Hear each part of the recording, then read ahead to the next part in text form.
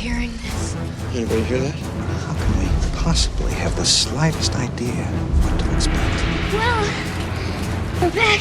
Hold on to your butts.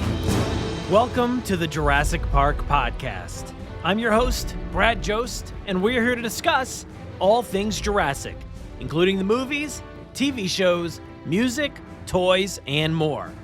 Welcome, everybody, to 2026. I know it's a few days in already, but I was like, you know what? I got to release an episode. So here we are with episode 430. J Jurassic is back as we walk through some of our favorite moments of 2025, and of course, what we have to look forward to in 2026.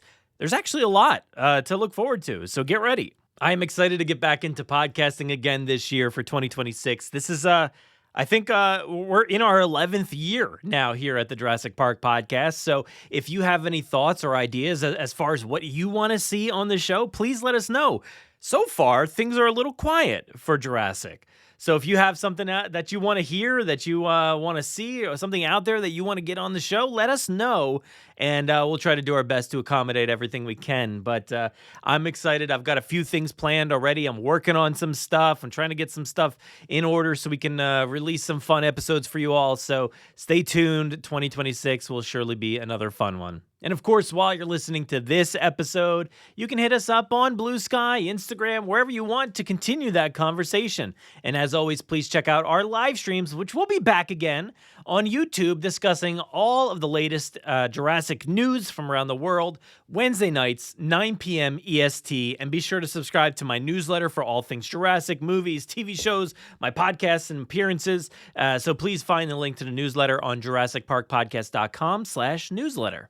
And as always, our voicemail line is open, so please get your thoughts and feelings ready. Write them down, jot them down, do whatever you need to do to prepare so you can call our voicemail line. That number is 732-825-7763. Let us know your thoughts and feelings on any Jurassic topic out there. If you still have thoughts and feelings on Jurassic World Chaos Theory, which we are still collecting thoughts and opinions on that final season. We didn't really get a ton of calls for that one, so I'm letting that one, simmer for a little while. So please still let us know what you thought about that final season, and definitely if you want to leave a nice message or thought for the creators or whoever, do that as well. Also, if you have thoughts and opinions on Jurassic World Evolution 3, I almost said 2, or that one, but 3, and Jurassic World Rebirth 2, if that's what it's going to be called. I don't know, whatever they're going to plan.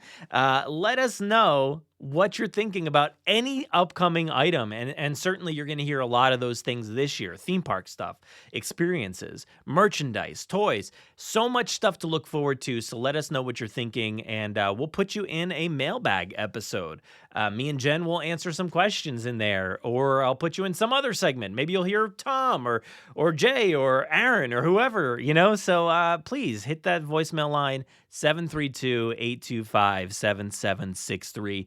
And just let us know what you're thinking for Jurassic, because so far it's been a quiet year.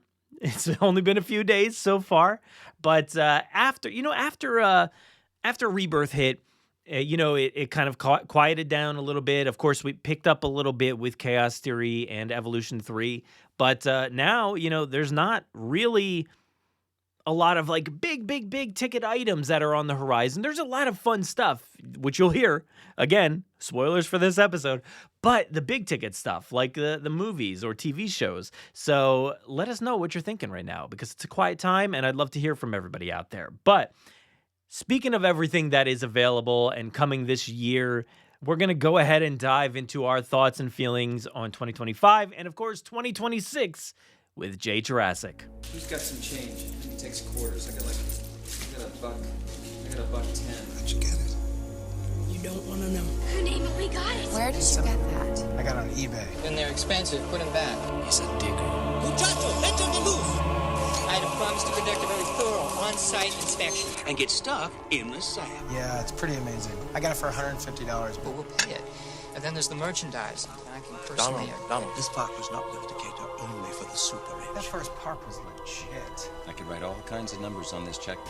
I remember that on InGen's list. It's because it wasn't on their list. This fossilized tree sap, which we call amber. It looks like our 400th episode was January 6th last year, which means that we've only made it 30 episodes in number count in a year.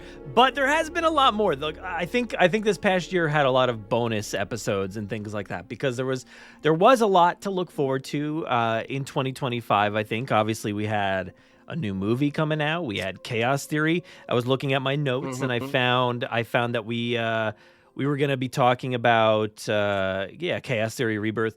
We made some predictions. Maybe there would be like a summer tribute store at Universal. No, that didn't happen. And there was this other show, Jurassic World Explorers. I don't know if you remember like that like kind of preschooler aesthetic and artwork. The cat's in the screen. But that never happened at all. So that was funny that just like, that idea came and went. Nothing ever came from it so far. I mean, maybe they're saving it. That's right. We did talk about that. So we wondered what the hell that was about. I was thinking about it because 2025 ended up being kind of loaded, right? Like there was a lot going on. And I think maybe they pushed that to, who knows, maybe that'll be on the horizon for 2026 or later. I don't know. But, one other thing that we discussed was the 10th anniversary of Jurassic World, dude. We discussed that. 2025 was the 10th anniversary. And it did nothing for it, man. Like it didn't even exist, dude. I thought we might get I think we talked about maybe Hammond Collection will come out with like a Claire in the white dress, and we got checked. we got nothing really for that. There were some.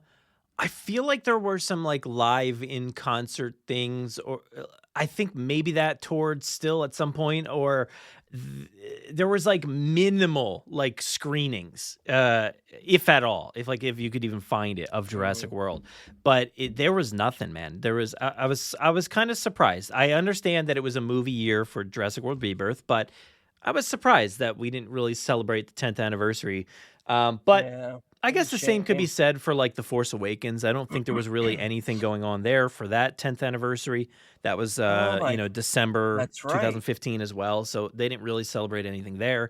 But they didn't have a movie come out last year. They do have one coming out this year, 2026. But I don't know. So it was an interesting year, and I think Jurassic World Rebirth was obviously that major thing. Chaos Theory as well. Yeah. It's funny. I feel like we've had maybe a few conversations at this point about Rebirth. What are you feeling these days? How are you sitting with it now here in 2026? So with Rebirth now, how I'm sitting with it, I still will say I did love the movie, but I watching it, I do see the kind of the mistakes that they made on like continuing like the story or going there's a lot of stuff that Dominion did that I would say that Chaos Theory corrected, or like expanded on, that I felt should have been more in the film rather than seen in an animation form. And when Rebirth came along and kind of took away everything that the last trilogy was building, I saw that in that time when it came out, but like now I feel it more like, man, where do we go from here? What's going to happen with this?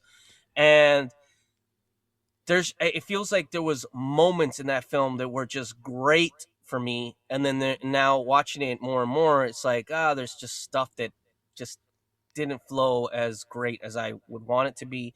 But I don't hate the film, and I don't think it's a bad film overall, like a lot of fans have said and a lot of people that I've talked to have said.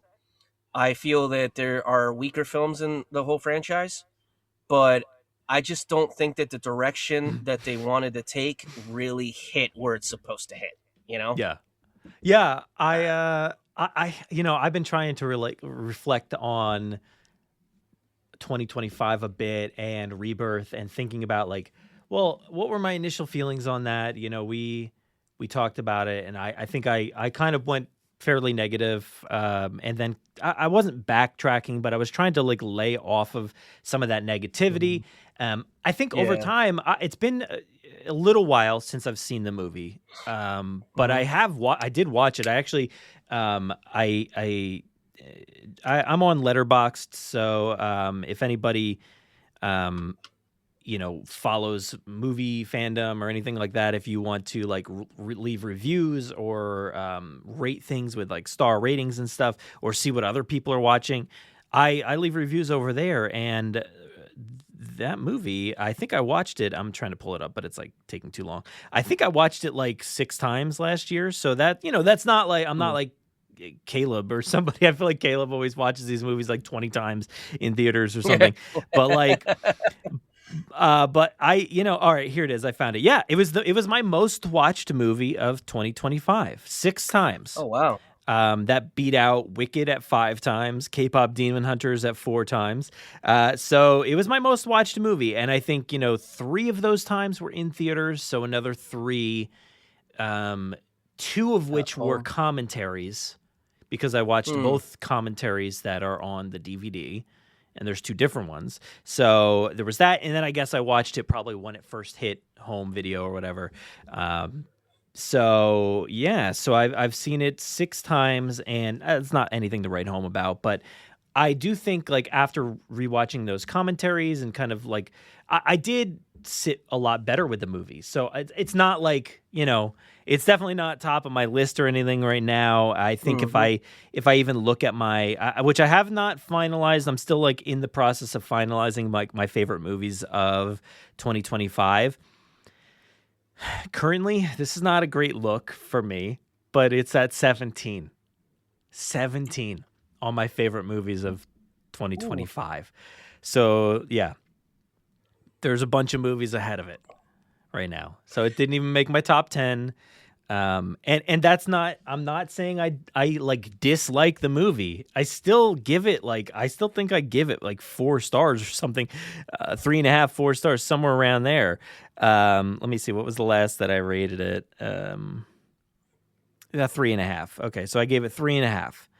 And I do like the movie. I like the movie. I think there's some genuinely like really great scenes in there. I was just listening to the score a little bit today because I also got to produce a music episode with Caleb coming up. And I'm like, I don't know this score well enough. So I'm really trying to dive into the score to kind of understand it a lot more. And I like the score. I think it's pretty beautiful. And I do like the movie. I just think, like you were saying, it just doesn't jive well with a lot of other things. And especially after getting Chaos Theory this past year, it was like very obvious what bothered me, I think, about the movie. And yes, and kind of revisiting Chaos Theory at the tail end of the year was just refreshing. It felt like home again. It felt nice to kind of be back in that world that I loved. So that, even though we didn't get to see like Alan and Ellie and Ian Malcolm and all that stuff again in Chaos Theory, it felt nice to kind of sit in that space again where they're right there. I have no idea where they are in the world of Rebirth. Like I don't know what's happening around the world with all the people that we love. But when it comes to the Dominion timeline and what everybody's doing there, like, that's just a nice, refreshing thing. And I think, I think it was right around that time. It was like that, and then Evolution 3. Like, there's some really great releases there. So I think the end of the year, I was like, oh, this is great. But I do think that like 2025 was tough for me to kind of cope with the fact that like, oh, this felt like JP3 era again for me, where JP3 came, which I know you can sympathize with this, but like it came and like I was just like, oh, I don't know, man. I'm gonna go watch Lord of the Rings. I'm gonna go watch other stuff. I'm gonna watch other movies for the next 14 years.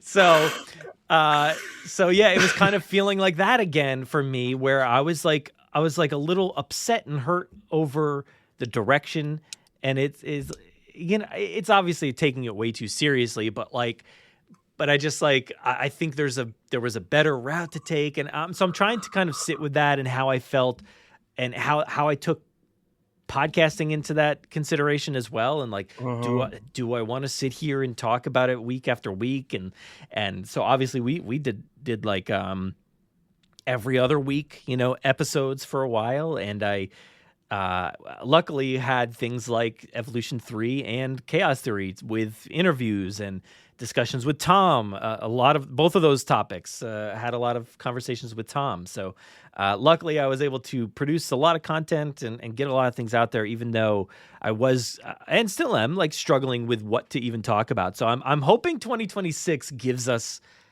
a lot to look forward to. And I think this list that I've compiled here, which is certainly not like fully encompassing. I tried to do my best to find as much as I could. But you have any final thoughts on 2025 before we look forward to this year? So yeah, if you so with what you said made me realize exactly where my mind started kind of like, okay, what why is Rebirth bothering me a little bit? It was after watching Chaos Theory. Once I finished Chaos Theory, I was like, how does it make sense? You know what I mean? Like they ended Chaos Theory kind of like the dinosaurs are out and this and that, and then Rebirth comes along. It's like, nope, no, they're not. And it was just that was one thing that at the time I didn't really address, and I don't know why I didn't. It just wasn't the topic. I felt like maybe it was I feel like it was like a lot of people were saying that the acting was phoned in and this and that, and I felt like I had to like address those things more than the elephant in the room, which was the dinosaurs dying off, which I knew was a bad idea. I guess I didn't address it like I should have, right? Yeah. So here I am, hat in hand, addressing that, right? And saying like that was a very stupid idea. And the fact that like they're all lumping up these dinosaurs only to like that Caribbean area, or like I guess the top of South America or something like that, it's just dumb. It's a dumb theory because we know for a fact that dinosaurs survived in so many different environments.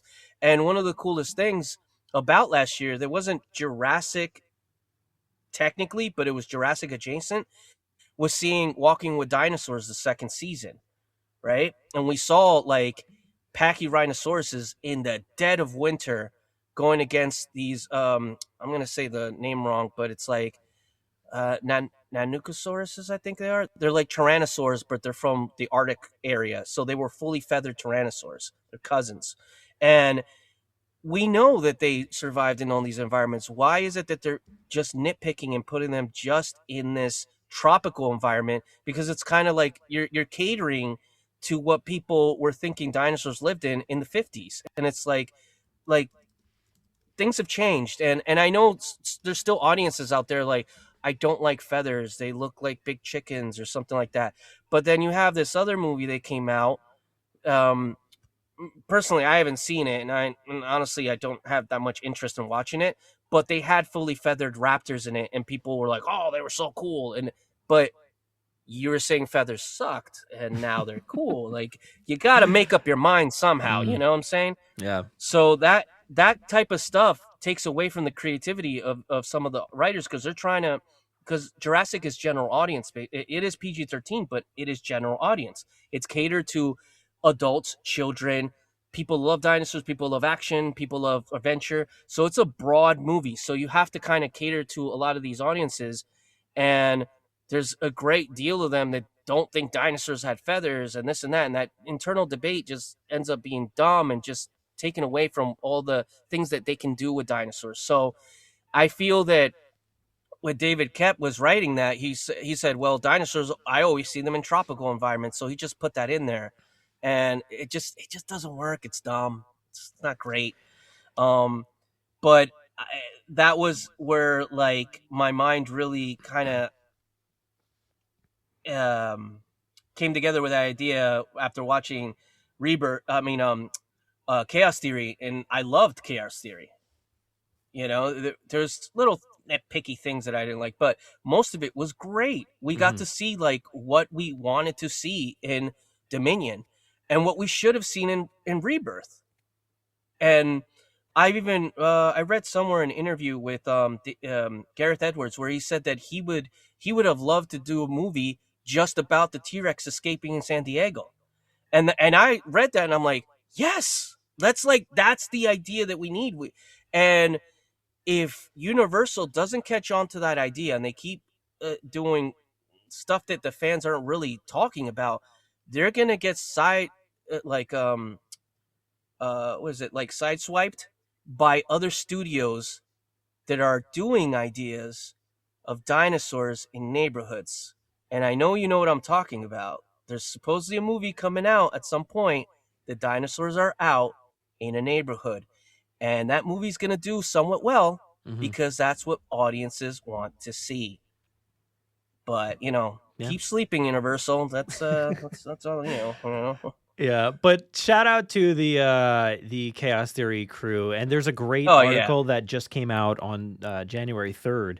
Via THR, so go read that one because it's a very long article. Like if you go through it, it's got a ton of information about like what they were thinking when they made this final season here. So go check it out. There's a lot of great info in there. It's with a bunch of the crew and creators and stuff. Yeah. And I think that for me is what felt like it was missing from like the commentaries and things. It felt like with the commentaries for Rebirth was like, oh, we don't really know. We were like, well, let's just leave it up to the viewer to decide. And I'm like, no, don't do that. Like, decide for us and tell us what these things are. And I think that's what this crew did so well. So go read that article right now.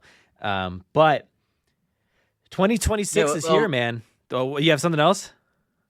Yeah. I was just gonna say what you just said about leaving it to the audience to decide.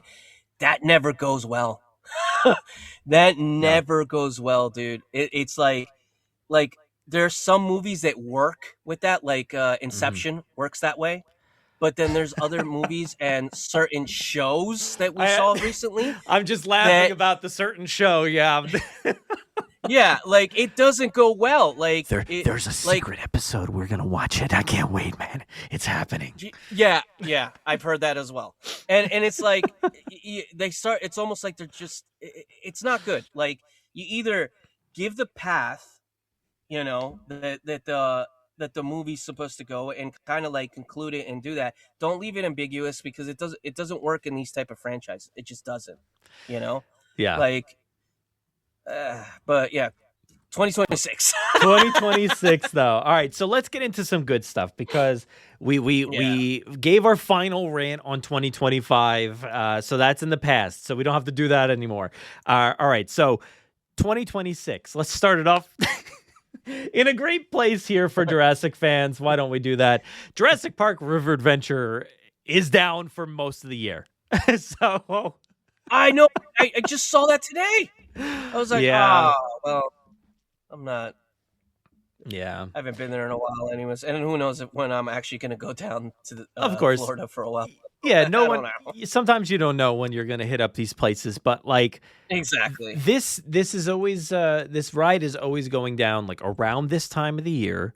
Because it's the cold right. It's the cold months and stuff like that. Even in Florida, it does get chilly.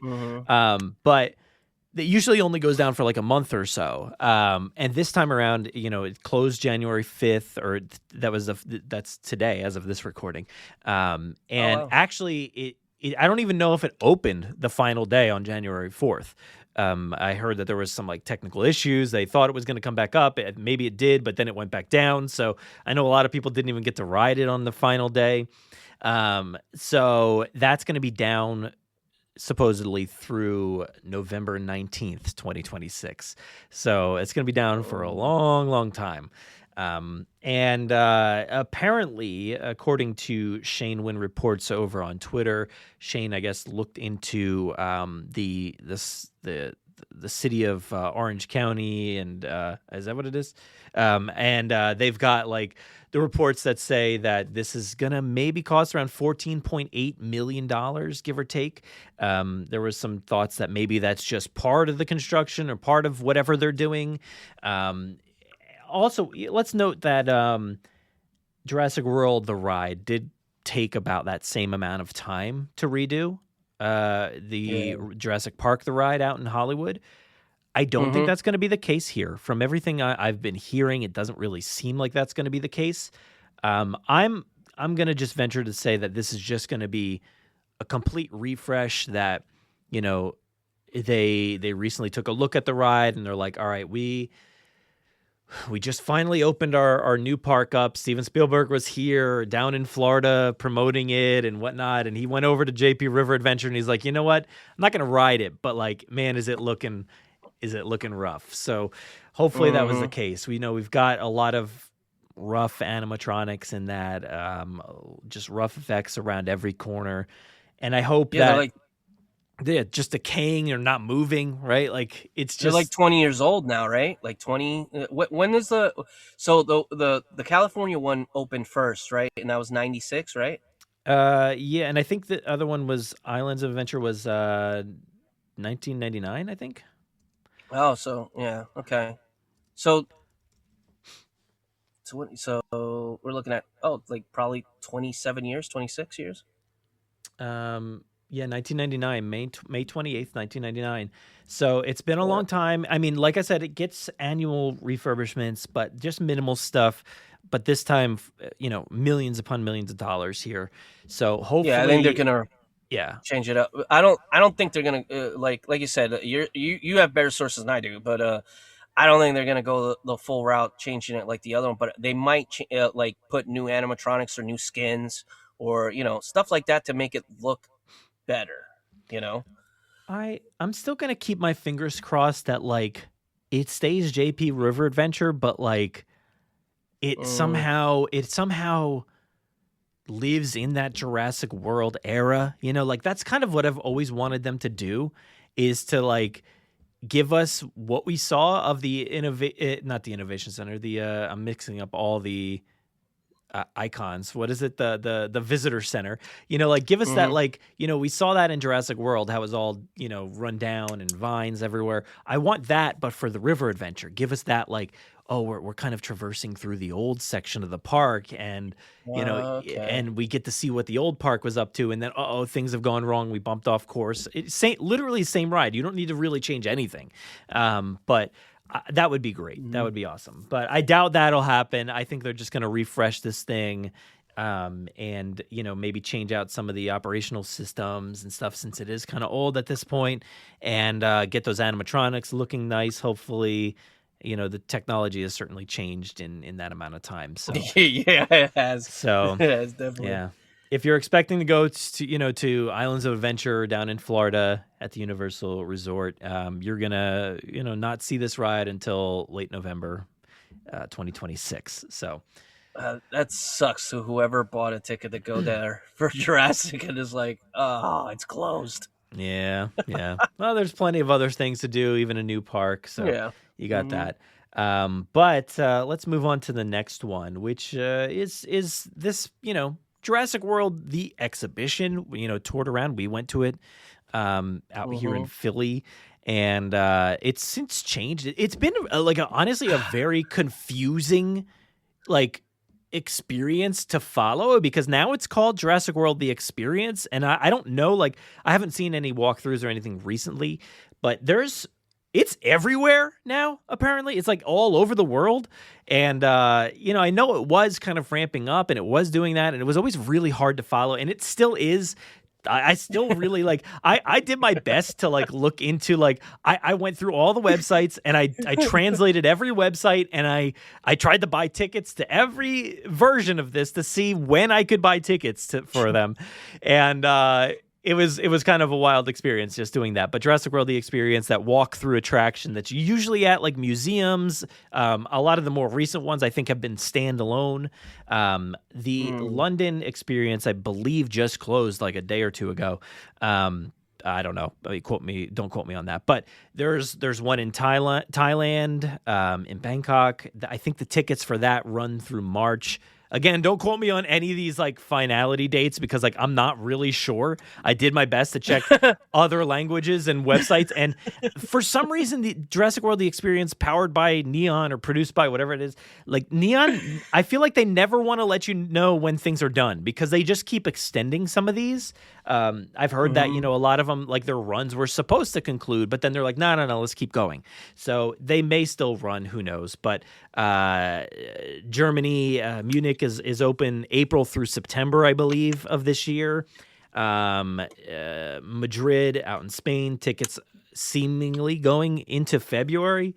And Santiago, Chile, again, tickets going into February, it seems.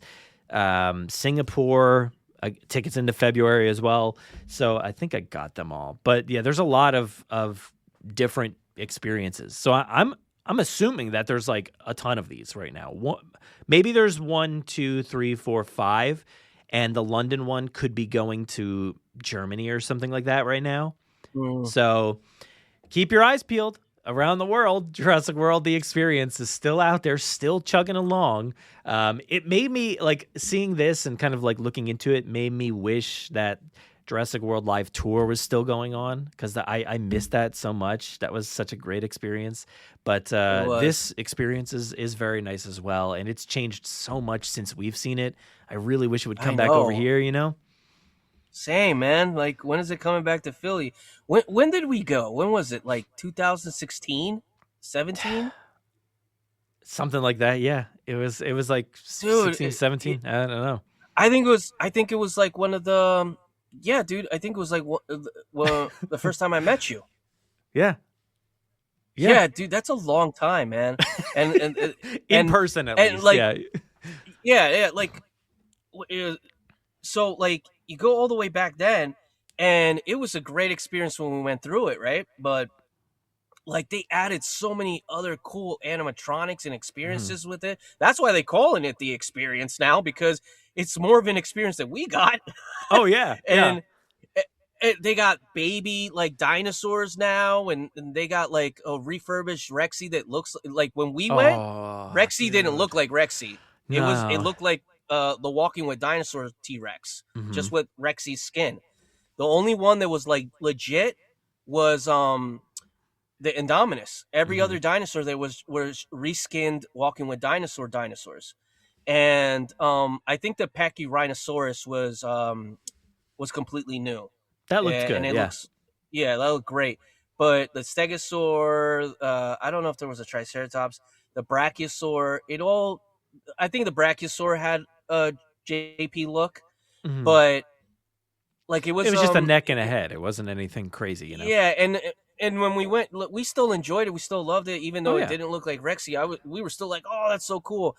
But then I remember when they refurbished it and like it looked like Rexy, I'm like, oh, come on, man. I didn't get to see that. Know. And I'm not gonna lie, I had a little jealousy about it. I was like, yo, this is not fair. Like, why isn't it here? Yeah. It started here. When is it coming back? And they're taking their sweet time, man, to come back, yo. Because look at that. Look at all those dates and countries. They're like, nah, you know, the U.S. has enough. They have enough. They got the movies. They got the stars live in their country. That's fine. They got the celebrities there.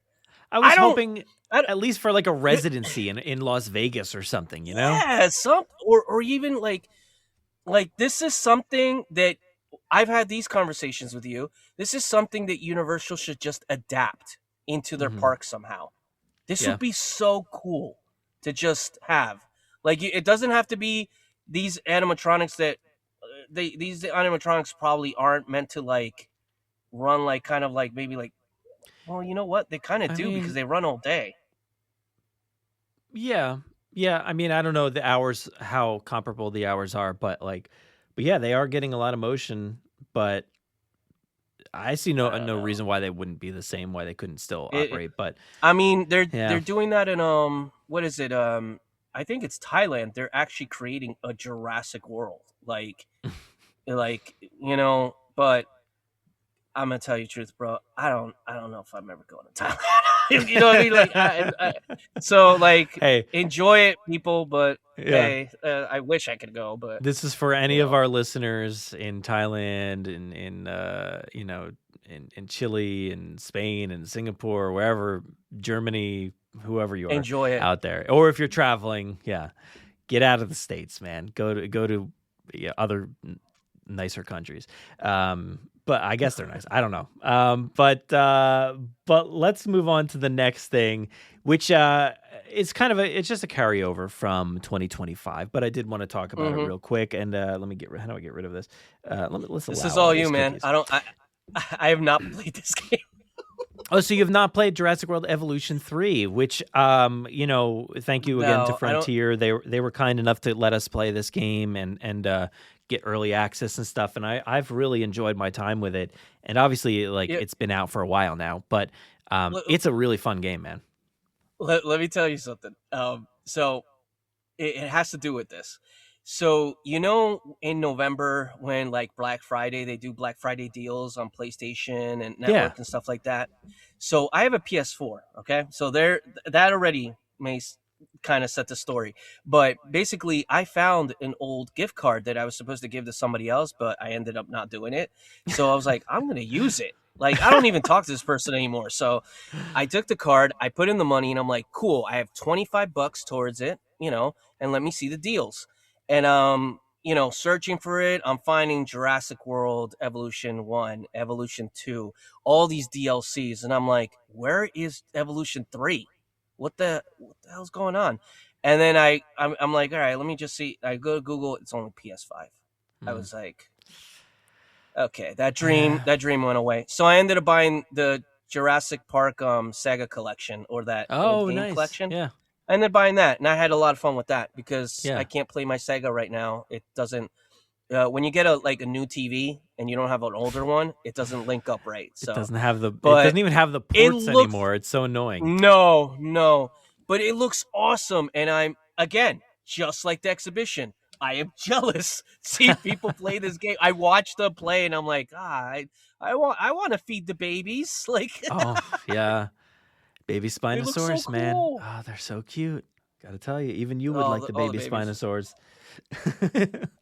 Well, I've told you, my mind has come around a little bit. It's still not my favorite, but it's come around because I work on I'm actually working on a lot of Spinosaurid type stuff, Jurassic Park 3 type stuff. So there you go.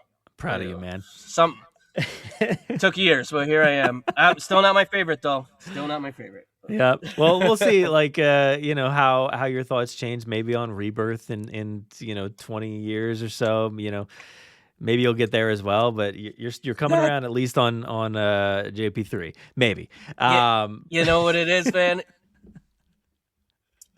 It's never really gonna go great with JP3 because of that fight, but I don't think it'll ever I'll never dislike Rebirth in that way because that T-Rex is just phenomenal. And I just, it is. Yeah. But yeah, let's get back to this. Yeah.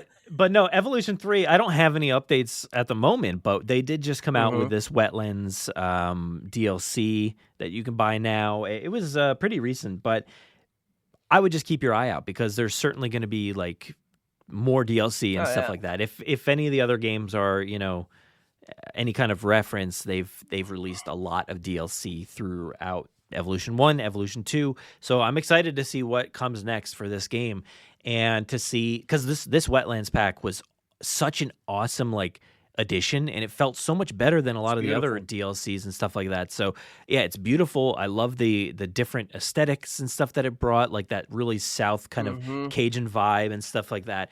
So I'm looking forward to see what they can do with future DLCs. So that's definitely on my list for 2026 to see what's going on there, and also to see if they kind of weave in Rebirth in some way, because there were little hints of it in Evolution 3, which they did. They nicely kind of gave nods to why maybe dinosaurs could die off and stuff like that. So I'm just gonna keep my eyes peeled there because I bet you there'll be some good stuff I think this year, hopefully. But yeah, to be foreseen. The all the updates and all the stuff I've seen about it was all the things that gamers that were playing the last two were we would love to have this, and from what I've seen, a lot of people are happy that you can fully customize the land. You can do a bunch of other stuff. The having babies in the game is always great because it's always great to have like family of dinosaurs, and I mean we do that with our toys, like with our collecting, Aaron always liked to say he liked to get herds and stuff, and I get that, I understand that because I don't get herds, but I always like to have at least two, and I'd be like, you are the male, you're the female, here's the hatchling, and that's how I like kept my little population of dinosaurs, and to have that in a game, and they look so good, like the models and the graphics, and just like look at this one that you have in the background. I think that's an irritator, right? I think it's irritator. Yeah, I believe so. I don't know for sure, but it looks like beautiful, man. It's kind of covered, but it's so well done. Oh, dude, look at that! Look at that! So good, so good, incredible, yeah, incredible. Hypsilophodon, they're cute. Yeah, look at that little cute guy.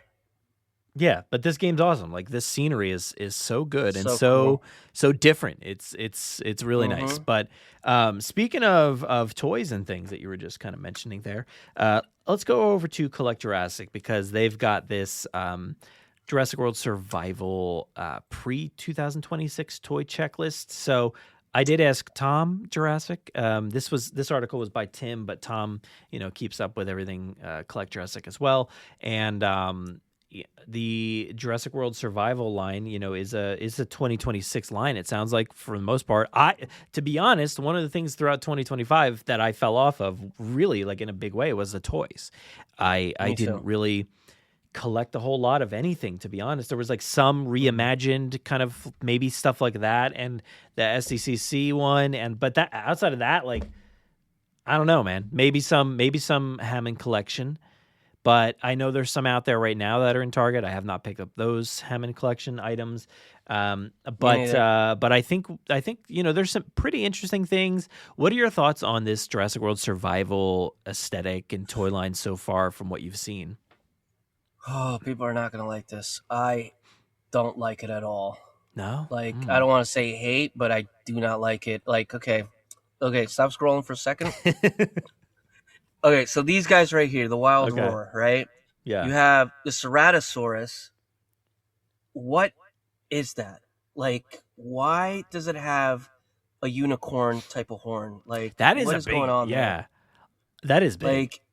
Like, it's like, I like artistic freedom on a lot of things. I'm an artist myself, but holy moly, they went all out, and it just doesn't look Jurassic to me. They look a lot more like dinosaur toys that you find at like Marshalls or like TJ Maxx, those ones that like they put up there. I don't like the color schemes, that bioluminescent stuff. I'm sorry to say, but I'm a hater of this series. I haven't bought any of them. Not going to. Like, I mean, I'm broke, but but like, if I did have the money, I would not be getting these. I'm sorry, Mattel, but these are not it for me. No, I feel you there, dude. If you scroll back up, yeah, let's go to the other one. Okay, so here, the Dimorphodon is huge. First of all, they're going off a scale, like they're not in scale anymore. They're going all crazy with the scaling. Is that a Dilophosaurus back there? You go to the other side. Oh my god! That? I did not know that was a Dilophosaurus. What? I mean, it's almost like a mix of what they're trying to make it look more like what it like. Because the new Dilophosaurus, the new studies say that it looks more like that in a way, but they went a little crazier with the artistic freedom. And when you go all the way to the other side, the Nanotyrannus, which recently has been confirmed to be a separate species of Tyrannosaur, which is pretty exciting news because I've always loved this dinosaur. It's a lot bigger than that, first of all. And I honestly, I would pick up the Nanotyrannus. Off of that right there that we're looking at, that's the only one I would get. Okay. And then if we go back up, oh no. Yeah, there we go. I would, nope, none of them. Thanks. I'm good. What is this thing? Because A Spectrovenator. So many like spikes on that one. Kind of honestly, like I'll be real with you, dude. I'm not gonna buy any of these, but I don't mind them like at all. Like, and I think that's where I kind of I like some of these designs is that they are wild and different, and they. I don't know. Like I definitely have said like, oh, I don't want to buy any random old dinosaur toy that doesn't look like Jurassic. Like that's me all the way. I've definitely said those words. But at this point now that we've gotten so many toys and so many of the same molds and so many like kind of uninspired works, I'm kind of cool with this. Even though half of them look like they're from Avatar.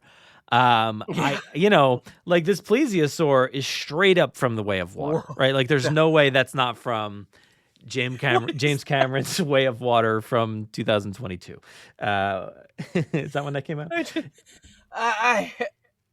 And look, these are probably going to be a hit with like a lot of kids with the weird looking stuff because but not for me, man. I just like I can't find myself ever buying that Dimetrodon. Like what is that? Like, it looks crazy, dude, but I kind of like it. Like it's straight up a dragon with like, I don't even know, man. One wing. Yeah, one wing. But I will say, if you go down the line and go to like the bigger dinosaurs, there is one that I say that I'm not going to get it, but no, not those two. Nah, no thanks. That one, the Carnotaur. Carnotaur, yeah. That it's doesn't nice. look bad. That looks like they look. It has the lips, doesn't have the teeth showing. They try to go more paleo accurate, actually, which is cool, but still, like, no, it's a no for me, dog. Yeah, and I think I kind of like the aesthetic too that they've got going on here. With the black and yellow, like I think that looks pretty good, and the Rebirth T-Rex back on the back of the package. It does. Yeah, I kind of dig the it. package looks awesome. Packaging looks good, but especially this part, like back here, dude, it's giving Lost World vibes, right? With the black and yellow striping, like that's pretty good. This is on the bigger dinosaur here, the Carnotaurus. But I gotta say, I'm kind of excited for this reimagined Indoraptor. Why did I get the other ones? I would have gotten that one. That one looks so cool, but I just can't. One, financially, that's the main part driving this. But like, it's just I have two of them. I have that I have the one that's electronic from Fallen Kingdom. Yeah. I have the other one that's posable, and then I have the newest one that came with like the headgear. I just can't I can't make myself get another, even though this one is 100 times cooler than the other ones. I can't find myself to buy it because it's just, But if you go a little bit this way, I don't know how I'm gonna do it, man, but I'm getting that Triceratops. I feel like people have been getting it. Have people gotten this one? Is this one of the ones? I've seen some people. Okay. Yeah, I've seen some people have it and show it. So I think Tim actually got it. I think it was Tim. Yeah, I wasn't sure. Yeah. I didn't know what the deal was there, but yeah, that does look nice. I'm kind of out on trikes though, dude. I'm over them. And this was this one of the this was one that was already released. Was that? I have not seen anybody get that one yet. Yeah, it looks the cool motorcycle though. I with wouldn't Owen. mind. Yeah, he's wearing like the Dater. Was it? Well, not Dater, the Carter. He's got like the Carter outfit. There you go. Yeah. Yes, Carter. That's who it is. But it's not as inspired of a reimagined collection like with the bike and stuff like that. It's like I would much rather have them given us Carter on a motorcycle again. Like that would have been so cool. But hey, here's Owen again on another motorcycle. Here, you want me? Look, I'm talking to Mattel right now and Universal. If they're listening to this podcast, you want to give us a really good reimagined? I'll give you a great money idea right here. You take the Bush Devil tracker or like the Jeep, and you take the Throwing stuff around my office. Don't worry. you take the Jeep that you guys released with Fallen Kingdom, and then with Dennis Nedry, and then you take the Ford Explorer that you released with that Tim and T-Rex set, and re-release them as those unreleased versions of 1995.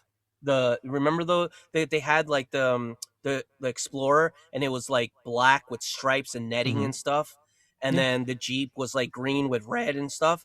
Dude, if they did a reimagine of those, I know those would sell, because people have wanted those unreleased vehicles since 1995. They never made it to shelves, and for Mattel, they're trying to bring back like, oh, let's reimagine stuff from those days. That one will sell. That people will be like, oh, it's the colors from the ones that never sold, you know? Yeah. But for me, the only one that's inspired here is the Indoraptor.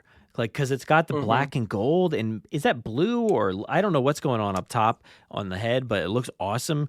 The trike looks very nice, real feel Triceratops. That's very cool, but it's lacking the reimagined aspect for me. Like, I don't really understand it. Yeah, I get what you mean. Yeah, and the Owen and the two Raptors, it's lacking inspiration. I think it doesn't feel reimagined. It just feels like, here's something else. I need it to do what you said, and to feel reimagined, to feel like something we did get before, but new and different. If they gave that Triceratops the colors of the unreleased Triceratops from Lost World, that came with a tent that was never released, and then I think Siratek and like Ted painted one, right? They look very similar to the one that was never released. That would be great. If they put those colors and it came with a tent, that's where they should go. They should start looking at the unreleased stuff that came out. That never came out. That were on like promoted by Kenner back in the day. Because this is all Kenner inspired. Most of them actually, you know. Oh, for sure. The Indoraptor, not so much. It's just like it's just really cool to get it's just cool. Like real feel. Yeah, but the Triceratops and the Owen figure with the bike, dude, that's definitely Kenner right there, you know. And just do stuff that never came out, and fans will love it, you know. They'll I just want the Triceratops because it will look great with my Kenner Triceratops. They're both real feel, you know. It would look awesome. Oh, for sure. That's what I was hoping that like, what was it, like Land Protector Triceratops they came out with? I was hoping that was real feel, but it didn't. Yeah, and there's some other stuff in here, but like nothing too crazy to talk about, at least. I know you were like, okay, when it comes to this, probably, right? I mean, I'm going to be honest. What are they called again? Mutodons? I'm going to be honest. I probably will get some version of them in the future at some point. Because, for sure. They're in the films. So I've gotten to the point where I'm just getting stuff that was in the films. So if it's not in the film, I'm not really going to get it unless it's really cool. Yeah. But that Allosaurus is a no-go for me as well. The one that you just showed, the green one. Yeah, no. What is that? No, don't need it. Yeah. Yeah. And then look, when you went down to... Oh, go ahead. What's up? I was going to say, when it comes to these figures, dude, like, you kind of mentioned it before, but these are for the kids. Like, we're just, like, in between movies and things like that. They're just supporting the line. They're keeping the line going. Jurassic, dinosaurs. Which is good, because... Yeah. Like, look, I'm a collector and everything, and it's all good, but at the end of the day, I'm not an idiot. I know that this is for kids. Like, and if the kids have fun with them, more power to them, because this is what made people like you and I these toys, you know? Because you look back at the Kenner toys, and yeah, they're cool and all, but there's a lot of stuff that they don't look exactly like the ones in the movie either. You know what I mean? Like, but they were awesome, you know? I just watched a video from 1997, Christmas, of me opening or getting the Spinosaurus, and you know the tiny Lost World Spinosaurus, one, right? that like green and purple thing, and that's like more in line with these toys, right? Like it's just kind of some random, out of scale, crazy colors dinosaur that it was not a great toy by any means, but like, I loved it, dude. I was so hyped to be getting that Spinosaurus. And it wasn't from a movie. It wasn't from the movies at that time. It was just its own thing. And that's what this feels like to me. So I think for the kids out there and everybody, just buy it if you like it. If you like the way it looks, go for it, dude. Exactly. Like, don't go by my opinion. That's just me being who I am and being very selective nowadays, because you got your parents to buy all your toys. I don't have that anymore. It's just me buying them out of my pocket. I got to be selective. We got to pick and choose. Yeah. Yeah. But I didn't get those guys. I didn't get any of these Hammond collections. No, I don't really see myself getting them either. Not even the Sinoceratops, even though it looks great. I've thought about it, but it's like I have the 2 electronic ones for the Roarvors, right? And I'm like, do I really need that one? Like, if it maybe at some point, but I don't really see myself rushing to get it, honestly. There were loads of them before Christmas. I don't know what they look like now, but there were a lot. But one thing that will be on my radar coming up this year will certainly be what's coming from Lego. So there's, I guess, I don't know where this information came from, but brickfanatics.com has 2 Lego sets that are slated for 2026. They've indicated that they will be released in May and June of this year, and they are rated for 18 plus. So if you remember, back last year, 18 plus are for the adult centric sets. For instance, the T-Rex fossil set, which I got this past year, right? So I wanted that so bad, I didn't get it. Yeah, I didn't get it either, man. They are very expensive. I unfortunately have a very horrible Lego habit. But it doesn't really pertain to Jurassic all that much, to be honest. Star Wars, Disney. I'll have to. I'm gonna send you. I just took this video because we went to IKEA the other night and we got more shelves. So our shelf system here, which I didn't fill it up, so there's still more to put onto these shelves. It's out of control. It's a problem. It's taking up most of my basement wall at this point. But yeah, so I will certainly be looking forward to whatever is coming for this line in 2026. I don't know what it is. I sent you the video, so get a chance whenever you want. But I did not get that T-Rex T-Rex Lego set, but I assume it seems like maybe they will be along the lines of that, since that set was 18 plus. These 2 are apparently 18 plus. Any thoughts on what you think they could be? Like, what would you want to see from Lego in an 18 plus set like that? I'm calling it now. One of them is definitely a Spinosaurus fossil skeleton, like the T-Rex. Okay. I think so, because there's one thing that 2025 was. It was the year of the Spinosaurus. Spinosaurus was everywhere. It got it was back in Jurassic World Rebirth. The toys, the Spinosaurus Hammond collection was released, which was an incredible figure. And then as well, we were waiting for a while for a colossal one, and it was released as well. Like, it was a Spinosaur. So I feel that with the popularity of the Spinosaurus in 2025, and I don't know, do you know like the numbers if this particular Lego set did well? I don't know, to be honest. You know? I would love to know. I don't know. I'll have to ask Lego.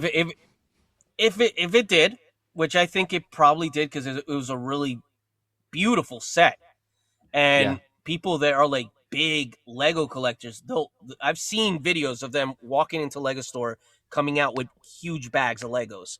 And then the first thing I'm thinking, I'm like, wow, what does he do for work? Because you know, but I think don't look at that video I sent you. Don't look at the video I sent you.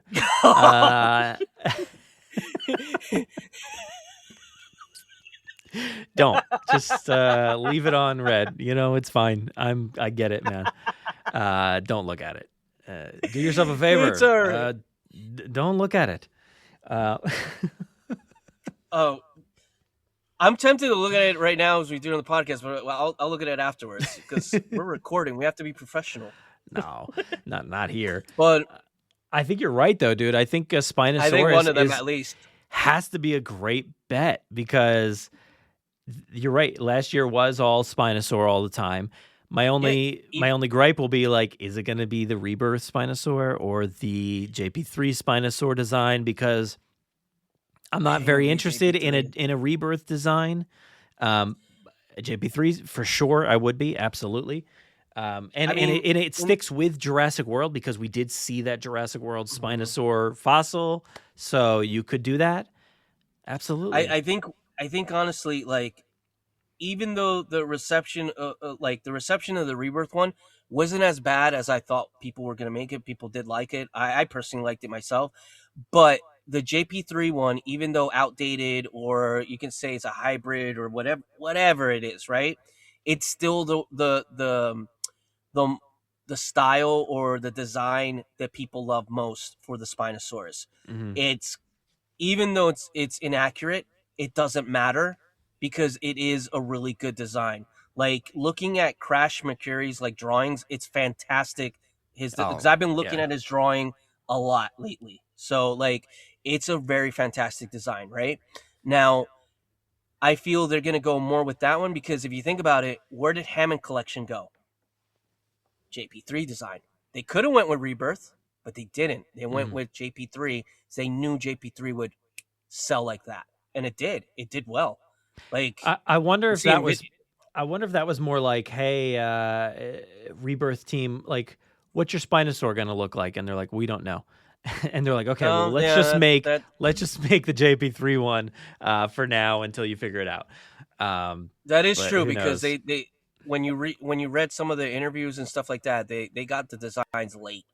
Mm-hmm. All of them. That's why our T-Rex, which is fantastic, again, I have to say, is gray and not like that brown with yellow stripes, you know?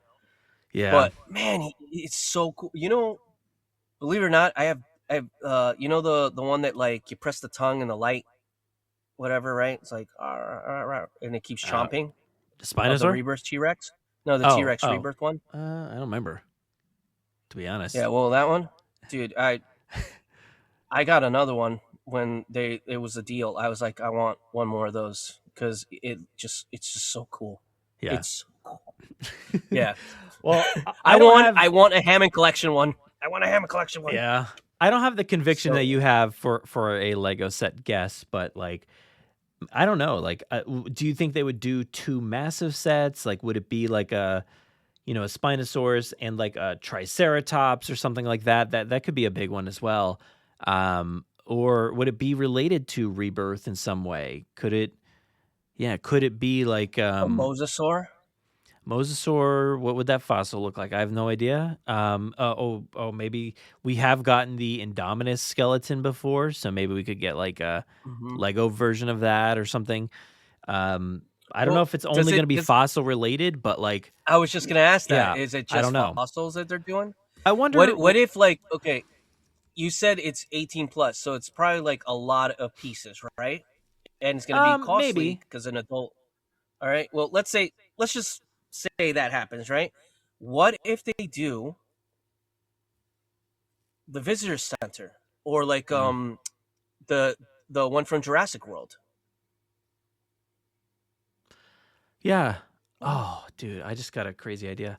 I'll get to it. But so when you were saying that, I looked it up. I just wanted to see like what some of the other sets were. There's been a lot of fossil sets, right? There was the big T-Rex one that was 18 plus. Yeah. Then there was the like Triceratops head, and then there was a T-Rex head. They both came with like some little vignette kind of thing. I have the T-Rex one, but that one's 9 plus, and the Triceratops is also 9 plus. So those are not 18 plus. I want to look up Jurassic Park Lego set. Let's see, because this one might be 18. Just Jurassic Park one that is like a scene. I don't know if you remember. Open up. Oh, the breakout scene?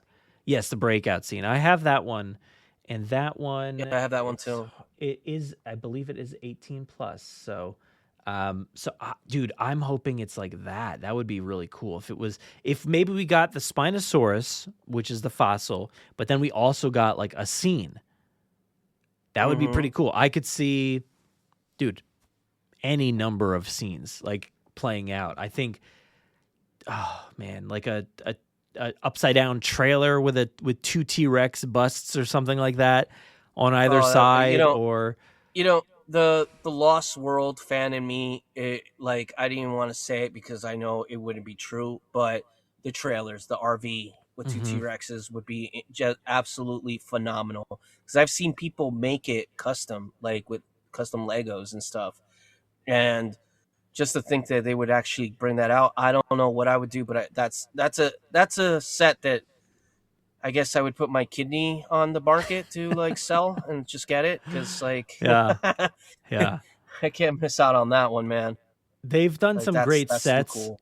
in like that style where it comes in like the black outline. It's like a full scene. The breakout. There's the Jaws one that has like the orca and like and Bruce like sticking out of the water. There's the temple scene from Raiders of the Lost Ark. There's a few of them. I don't know if there's other ones or not. I forget. But those three, I have them all. Again, don't watch that video. There's way too much stuff in that video. But I have all of those, and I would love another one. So please give it to me, somebody. But yes, I think a Lost World one, or Spinosaurus, if they wanted to continue with that trend, JP3. I venture they would skip over those two movies, though. It would probably be like a mosasaur coming out of the water, like eating something. Like that would be cool. Or something from Rebirth. If it was that Rebirth Rex, dude, like that would be cool as well. Oh, wow. River scene? But like the river scene, like you've got, it would be perfect, dude, because you've got this long, like rectangular space, right? And you could make it the river. You've got the Rex on the left, and you've got like a river raft, the family in the raft, the rapids. It would be perfect. You've got monkeys perched up on one tree over here. You've got that would be flawless. So I think that's going to be my final guess as what the other one's going to be, but I don't know. I'll give you one as well from Rebirth. There was a great scene, the mosasaur scene with the Spinosaurus, like circling the boat. You get the boat, the people, because you gave me the idea when you said the Jaws set. I didn't know about all these sets, but like with the Jaws set, I'm like, oh, they can definitely do the boat, that Duncan's boat, and then they could have like the Spinosaurs, like the sails, and just kind of coming out of the water. They don't have to do a full Spinosaur. They could just have them, maybe one of them coming out, and then have the mosasaur. Oh, for sure. So here's the one I was talking about, right? So it's like this set here. So it's ideas. You could. That's what it's called. Yeah. You definitely do that. So you could do that for sure. Have their boat there with some of the cast members. Zora, is that what her name is? Zora Bennett. Zora. There's too many of those Zora Zaras. You could have the Mosasaur set with Zora. I don't know. I'm lost now. Mosasaur, Zora, and Dora the Explorer. Dora the Explorer. On the boat. Yeah. You could have Zora, Zara, and the Mosasaur in either set. It doesn't matter which one. Different Mosasaurs, but same Mosasaur somehow. I think that'd very be cool, confusing. Maybe it's one of those choose your own sets. Like I also have the Legend of Zelda set that's like you could choose the Deku Tree from Ocarina of Time or from the other one. And I didn't choose that one. I chose the Ocarina of Time one. But maybe they'll do that with the Mosasaur. It's like, do you want yours green or gray and blue or whatever? Which colors scheme do you want? They made a Zelda set? Oh, man, I should have got that for my sister. My sister loves Zelda. Yeah, it's awesome. Are you excited for them? I know this is completely out of, and we won't really go crazy with this, but are you excited for that series or movie that they're making? The movie? Yes, I'm very excited for it. I don't know that it's going to be exactly like the story or aesthetic that I want, but like it looks like it could be nice. My sister said the same thing. My sister said the same thing. She's like, I don't know. I'm looking forward to it, but she's like, I'm a little worried about it, but let's see what happens. And it's like, it's our first her franchise that she loves. Yeah. Going into film. So I feel for her a little bit. Like, this- I hope it's good, man. I the hope singular it's tattoo that I have is the Triforce and everything on there. So I'm very much excited for that. So fingers That's crossed. good, man. Fingers crossed. All right, so that's the Lego. Let's move on to something a little interesting that caught my eye. John Morant, basketball player. He and Nike apparently are doing a Jurassic Park combo. I don't really know anything about shoes. I'm not a shoe. I mean, I like shoes. I'm a shoe guy in that regard. I like them. I like wearing shoes. But Yes. I have this website up here, Soul Retriever, and they showcased some crossover shoes here. So here is a what is this? What would this be? A Nike Ja 3s, and the first sneaker takes inspiration from the Jurassic Park logo. So if you look down here, you got the logo on the tongue of the shoe, and and the this kind of black and yellow pattern. Nothing crazy, just like, it's a nice design. It's actually pretty good if you're just like subtle Jurassic. You don't want to showcase too much, other than the front of the shoe. Pretty nice. And then there is also Jurassic Park silver one with also the logo on the front as well. This one doesn't really scream Jurassic to me, No. but this one does for sure. Oh yeah, that one definitely. That one definitely does. The one before the one before with the blue screams Mr. Freeze. Ah, yes, Mr. Freeze, look out! It's my Jurassic Park. I love Jurassic Park. Somebody, The Ice help. Age. Get to the chopper. We need to leave the island now. The dinosaurs. Yeah, excuse me. No, man. Something in my throat there. I don't know. Come on. No, dude, we all love your voice mimics of the best one's always Chris Pratt. Rap. That's always one of the best. Yeah. Yeah, dude, it's so great. But that man. one definitely screams Jurassic. Yeah, these shoes, these Nike Zoom X, I don't know what the name is, but that's what it says on the side.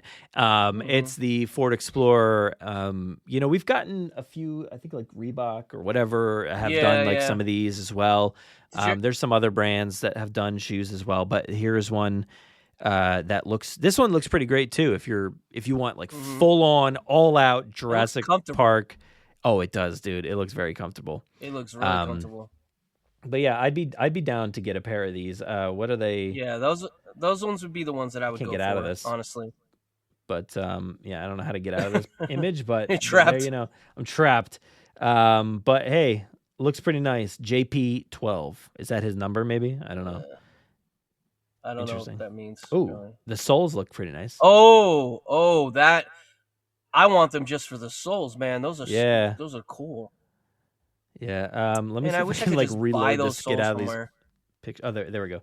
There you go. Yeah, so retail price on those Explorer ones would be $135. It looks like, I'm out. and $145 for the Jurassic Park silver, whatever. That's I don't. Yeah, and then $135 again on the black and yellow.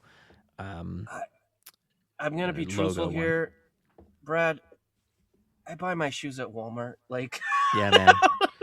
there's no way I paid one something. I did that when the Reebok ones came out. Mm-hmm. And I've never worn them. They're like there somewhere in the collection. Yeah. Because the amount of money I paid for them back then just doesn't equate with me actually wearing them. Like, I know. Feel like yeah. they're gonna get ruined.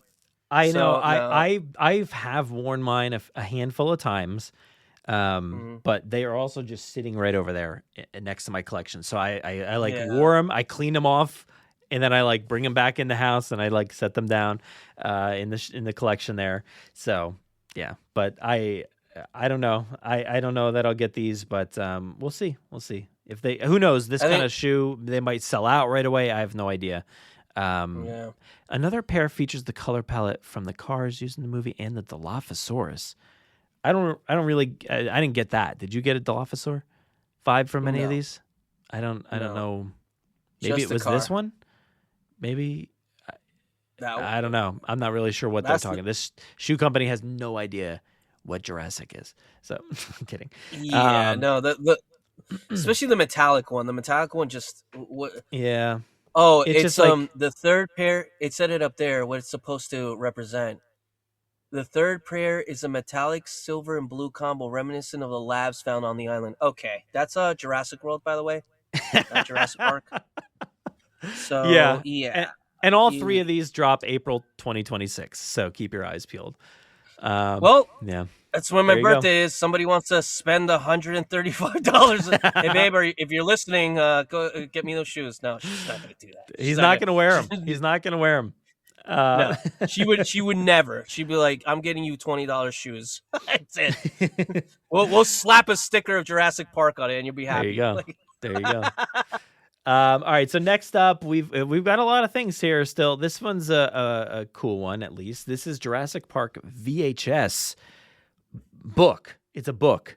Don't get too excited. I mean, it's a book by James Mottram, who has done all those, big making of ultimate tribute books or whatever, for Jurassic Park and Jurassic World. So this is a new one, a new version, maybe smaller. I don't know, but it's supposedly supposed to replicate the look of a VHS tape, which it does, to a certain extent. Yeah. It's a visual handbook series. So not whatever the VHS stands for. I actually don't know. What does it stand? What does the original VHS stand for? I think it's Hi. I think it was a video home something. Or like series. I don't know. But anyway, this one is not a VHS tape. It's a book. And it says here in 1993, director Steven Spielberg's Jurassic Park brought Michael Crichton's Isla Nublar and his dinosaur theme park to life.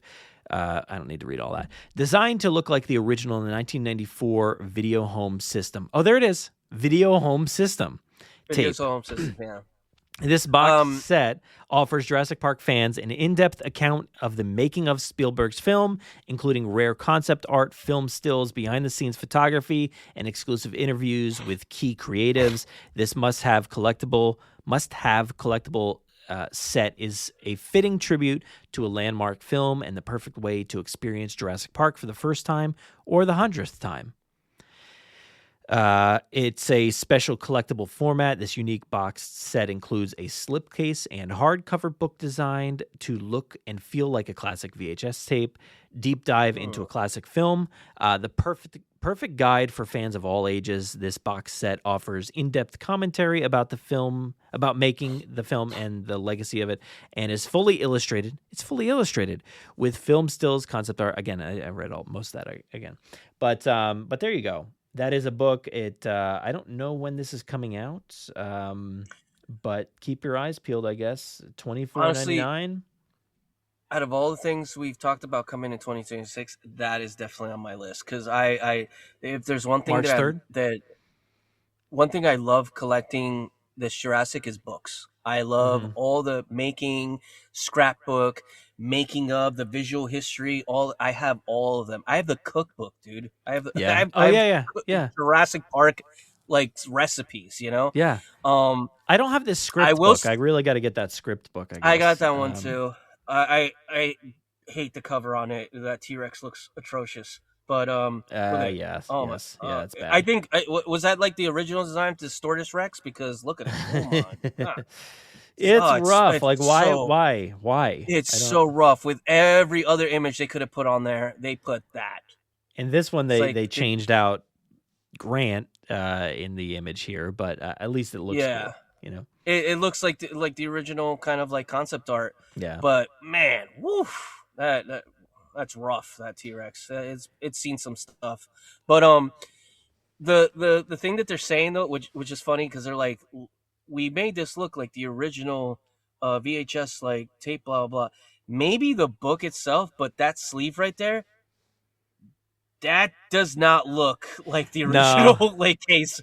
It didn't have all these little dinosaur designs. It didn't have. The VHS on the top that comes with the series, but I have it right over there. It doesn't. It it looks doesn't have cool. the fossil Don't get me wrong. designs. It was just It straight looks black. awesome. Yeah, it looks awesome, but it's not like the original. So kids that are looking to get this and be like, oh, it's going to look like the original tape, that's a lie. But it's still awesome, though. Still looks cool. Yeah, it looks pretty cool, and it's probably a duplicate of like a lot of the same stuff from like, you know, The visual history. the visual probably. history, or like the Shelley Duncan books or stuff like that. But like, They're always cool. Oh, that looks cool. Oh, look at that. Yeah. Now the tape, that's awesome. That's really cool. I like that. Something we got. I don't know. I think it was the maybe that video game that you mentioned.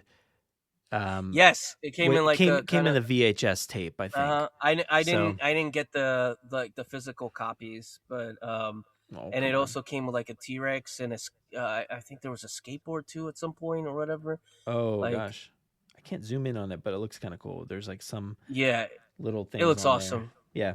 Yeah, it has kind of cool. like the striping, and there's like a T-Rex there. I think in an amber mosquito. Yeah, I was trying to zoom. bottom. I can't get the zoom to work that well on that, but yeah, that so looks cool. I think that's awesome. The slipcover case, that's nice touch. So I'll be interested to see how it looks and feels for sure. That'll be one I'm definitely gonna get. That comes out March 3rd. Me too. March 3rd. $24.99. $24. Well, 25, I guess, Yeah. and whatever tax. Okay, let's just say 26, 27 is still doable for me. That's good. Yeah, so that'll be cool. Next up, I wanted to quickly mention it, but I just threw it in there. Are you watching any of the Monarch stuff at all? Monarch Legacy of Monsters, the Godzilla series tied in television show on Apple TV. Godzilla. I never. No, you of never course heard I of am. I haven't seen the new series. Did it come out yet? No, it's not out yet. Okay. Yeah, I have to do a free trial of Apple again to watch it. Yeah. So you'll have to wait until whenever it's done. Yeah. But yeah, that does come out this year. February 27th, I think, is the first episode. Cool. So that runs, it looks like, through May 1st. So I just wanted to notate that because me and Tom cover Monarch. I pulled it up right here. But like, here's the episode lists. Got them all there. February 27th, 2026. 10 episodes through May 1st. So right. Yeah. So I'm excited for this. It's I'm a as big Jurassic fan of the adjacent as you can Monsterverse. get. Yeah, I love the MonsterVerse. I love Godzilla. I love the like. I'm not a like a super Godzilla fan, so I don't know about the past Godzillas. I know enough like surface information, but I love like Godzilla from Godzilla 2014 till now. I've loved all those movies, and I do not care what people say about them. I freaking love them, man. They're so cool. I have so much fun with them. If I want to go, if I want to say like a serious tone, I'd go back to Godzilla 2014. If I just want to have a fun movie with just crazy effects and crazy things going on, Godzilla and King Kong like versus. It's so great. Yeah. They're wild, the show man, but they're fun. Was awesome. The show, the first season was incredible. I loved it. You know?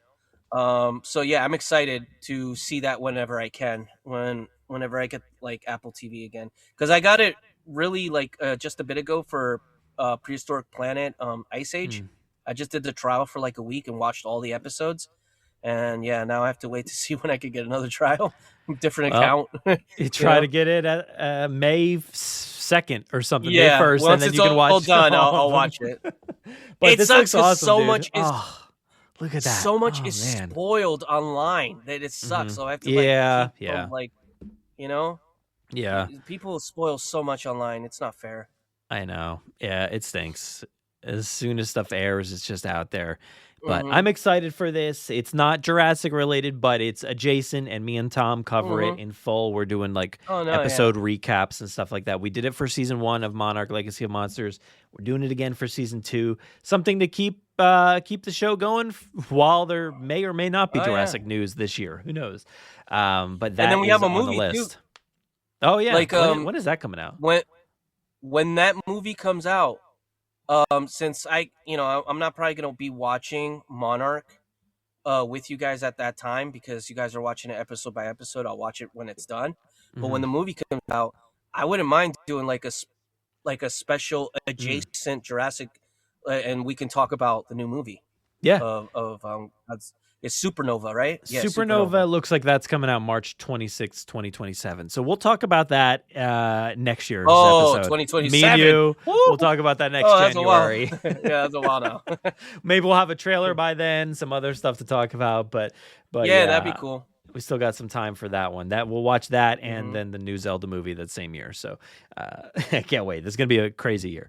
But moving on, what do we got next? Let's see. I lost my notes since I got on this Godzilla tangent. But we are going to go over to something actually pretty cool. I'm excited for this.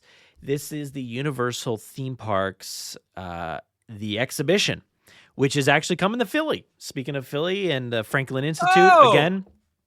So there we go. February 14th through September 7th, 2026, you'll get to see how they make the theme parks. A behind the scenes look at cool. how Universal makes the theme parks and the rides and animatronics and everything. So if you check out if you're watching the video of this podcast, there is like showroom floors and stuff like that. You'll see there's a big Triceratops head on display. I'm hoping, wow. I don't know, but I'm hoping it's that big head that was on display in one of the tribute stores. Maybe that would be cool. And they've got something about animated figures here, programming and animation in theme parks, theme park attractions. And they've also got like a Dilophosaur standing there. So this is renders. It's not like actual imagery, Yeah. but it's giving you a general idea. There's Jaws stuff there as well. Speaking of Jaws before, but you'll get to see how they make this stuff. And it does say inspect over 100 vehicles, props, and other original artifacts from famous rides, attractions, and live shows, including Jurassic World, DreamWorks Animation's How to Train Your Dragon, and Kung Fu Panda, and Universal Monsters.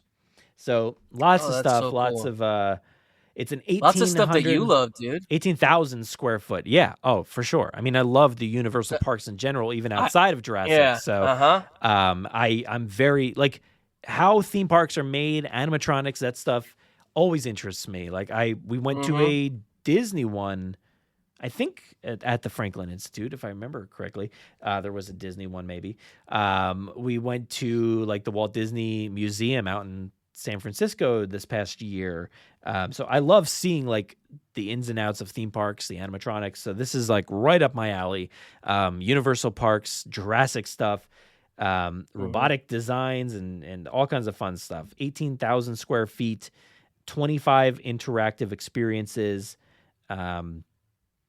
It's got, activate your imagination with hands-on activities, challenging you to build coasters of your own, design monster masks, and program animated figures using real-life theme park tools and tech. That sounds awesome. Dude, Little Boo is in here. Oh, my gosh.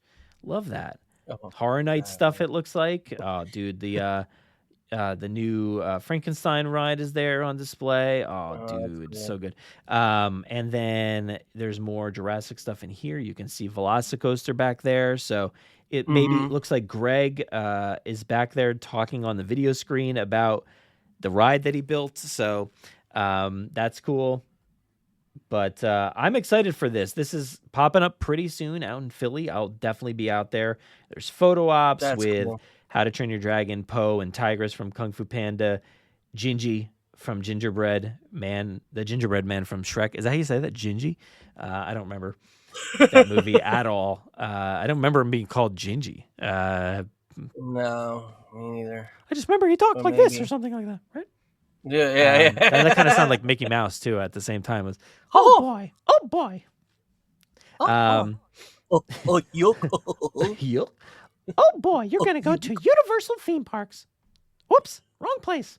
Anyway, this is in Philly.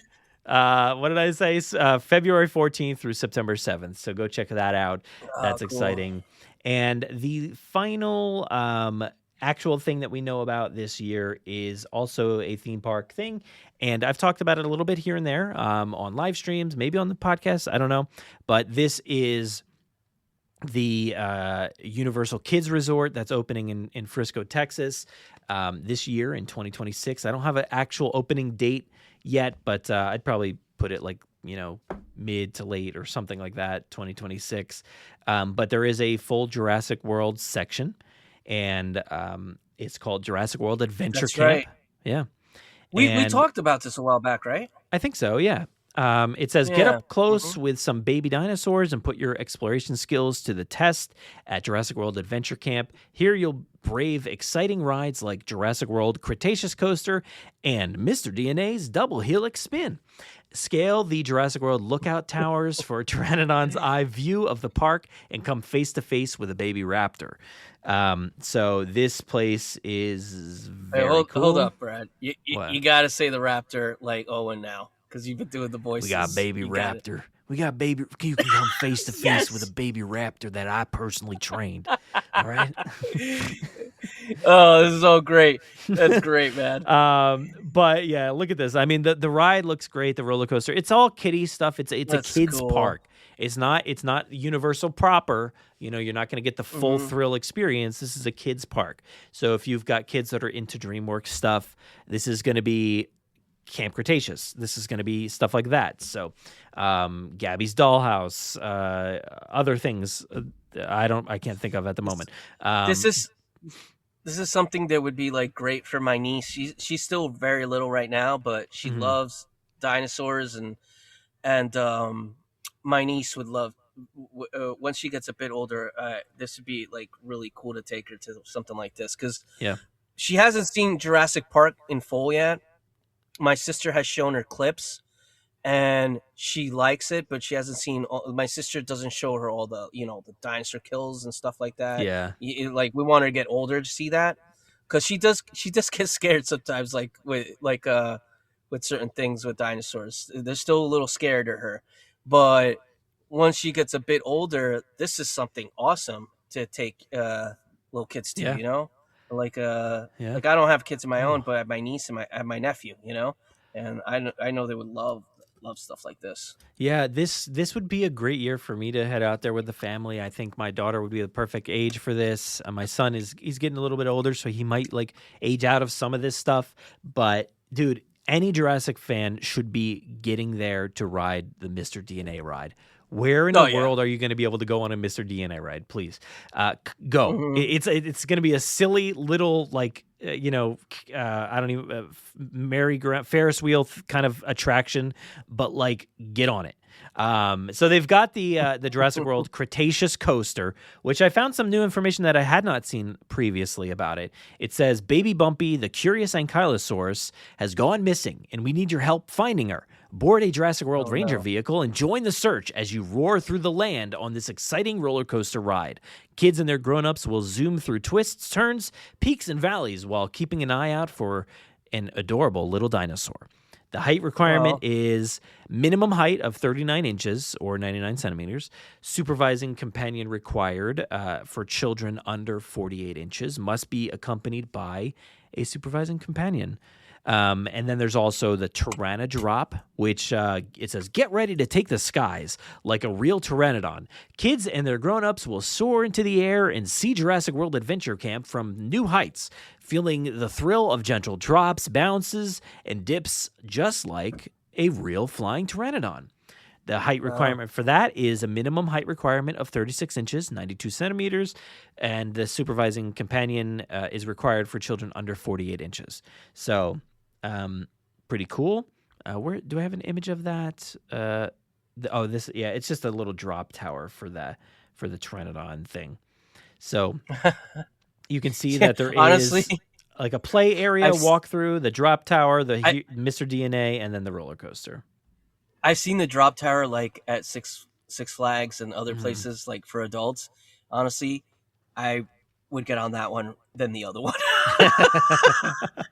I don't do the coasters, man. I know I have to do the Velocicoaster at some point, but yeah, you do, dude. I don't like roller coasters.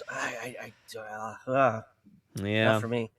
They've got interactive play areas. It says budding dinosaur enthusiasts can test their skills at Jurassic World Adventure Camp, discover a serene sensory garden, venture inside paddock play areas, and scale the Jurassic World lookout towers. They've also got character encounters. It says get up close with a baby dinosaur for a prehistoric meet and greet, and a once in a 65 million years experience at Jurassic World Adventure Camp. So I don't know. I think I bet awesome. you Bumpy will be there. Probably, I would assume. Yeah, and, definitely. And a baby raptor. It said before. But yeah, that's that. There's no description on Mr. DNA yet. It seems like they only had the coaster and the Pteranodrop for the new pages there, so you can actually see, which was nice. I didn't see these before, so you get to see like the actual page for the ride, which is nice. And I actually tried my own link to come up with it. Maybe they didn't reveal it yet, but I was trying to fool around to find it, but it didn't seem to exist for the other rides. But that is everything that is actually coming out seemingly this year. So we do have some other stuff real quick. We are running long probably, but let's zip through some final predictions here. On the horizon, we do know that Jurassic Park Survival is still ongoing. I haven't heard anything in a bit from this video game. Jurassic Park Survival looks awesome. They've slowly trickled out some information here and there, but very, very slowly. They have been in our inbox here. They've sent me emails about it, and they usually give me a heads up when there's a new post coming. But it's been few and far between recently, so I don't know what's going on there. I don't know. I'm going to kind of weave in some predictions here as well for the future, but I bet we find out that this is not until 2027, next year. I don't know that this is going to come out this year. I think that they've still got the DLC and stuff that we talked about earlier that'll probably fill the evolution, gap for this coming year. But I would venture to guess that maybe this could be early 2027 or something like that, But again, I got to look because when this game keeps getting pushed, but when does GTA 6 come out? Never. November. It says November, but I don't know if that's accurate. I feel like it got pushed again. I don't know. Yeah, maybe November this year. So I don't know. Maybe early next year would be still good. It doesn't matter. GTA 6 is going to take over the world, but yeah. So yeah, I would expect next year still at this point. I don't know. Yeah, I'm excited to. Honestly, I didn't know PS5 was for Evolution 3, right? Mm-hmm. Because I've been waiting to get a PS5 for just this game, honestly. Yeah. So I'm sorry, fans, and I'm sorry, Brad, but the longer they push this out, the better for me to save up to actually get one. Where they put it on clearance and the new one comes out, and then that one is priced lower. That's what I've been doing with these systems for a while. I got PS4 when it was 6 years old already. I'm like, all right, let me go in there and get it for $100. Still, it was $500. I don't payment plan. Still a great system, though. To be honest, I mean, there's incredible games on there. Back catalog's great, but yeah, this I'm fine if they want to wait and push it to 2027. I would be all for that, dude.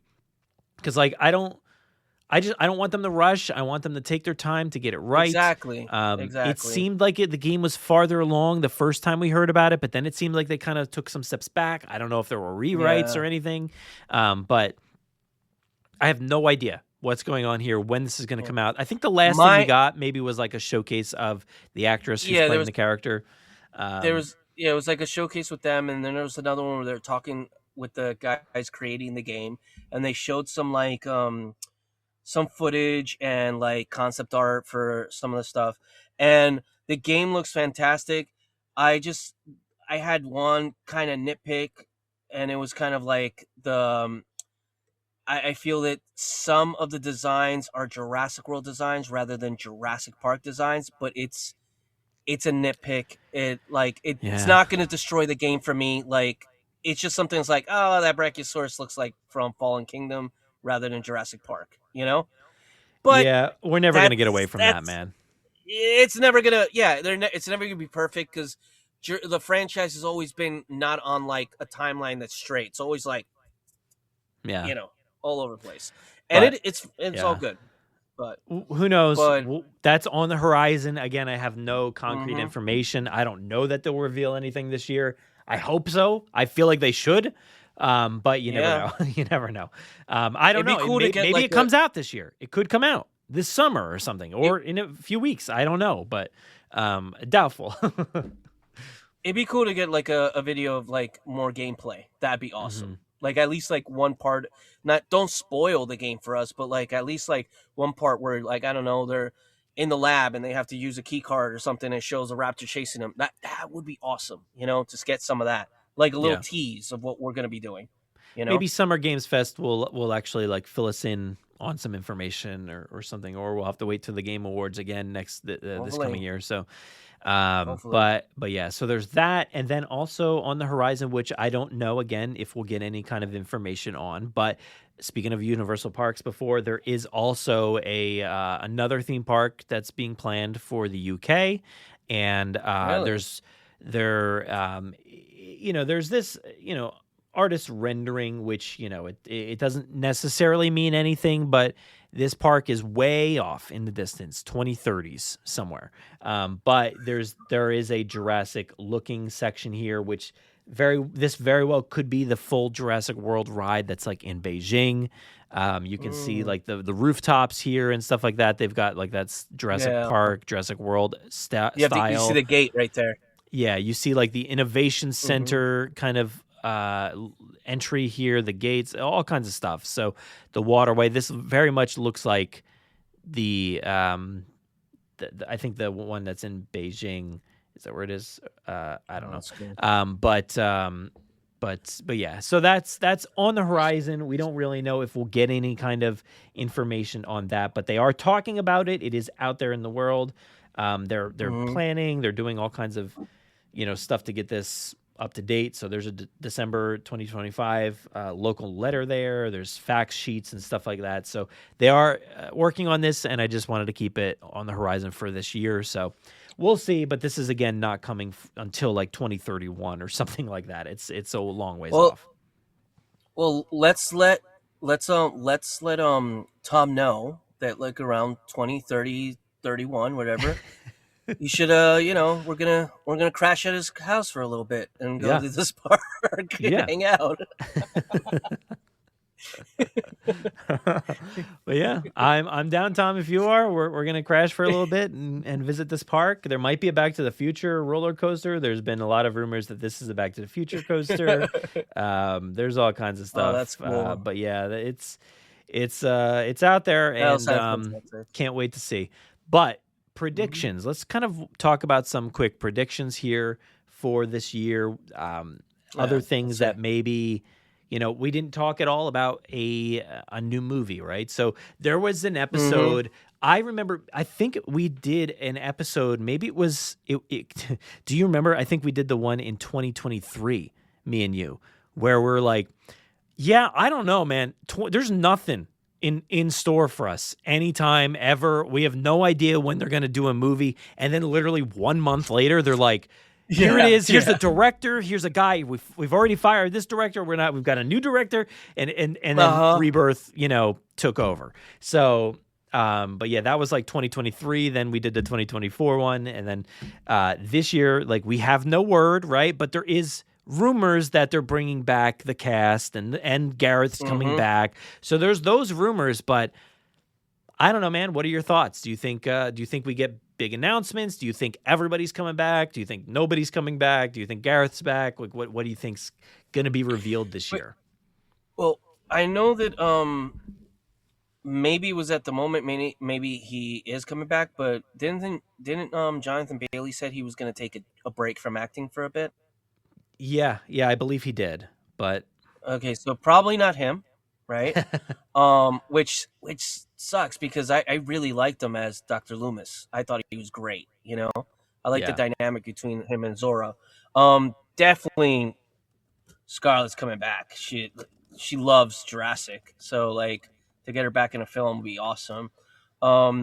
I would love for Gareth to come back and have more freedom on the script and more freedom on the movie itself. That kind of get like, oh, this is what you got to do, you know? Mhm.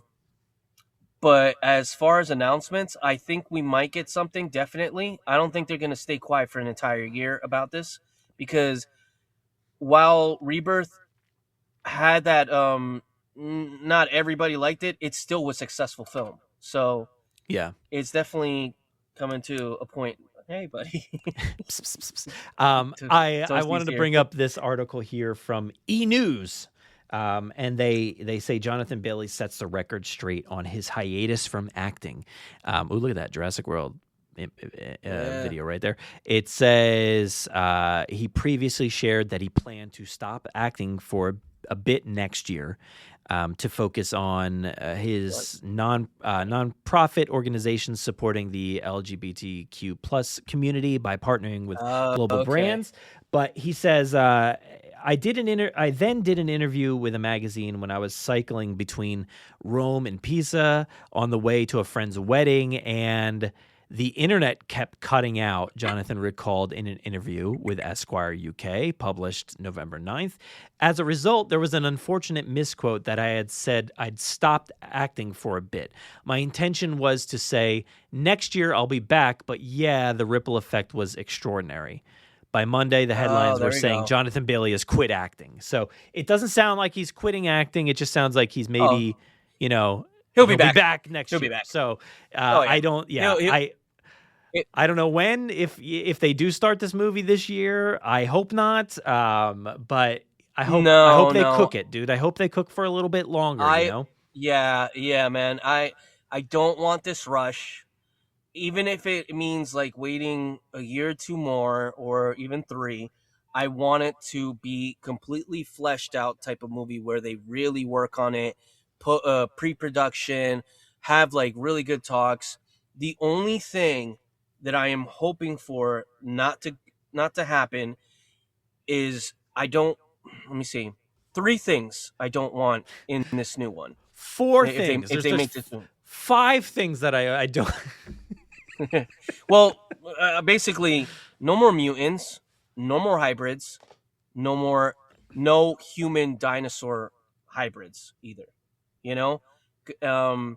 If we keep it just to the dinosaurs and we bring back that, like, because Rebirth had a couple of moments that they felt like they were bringing back some of the scare and fear like they had before. We bring back some of that.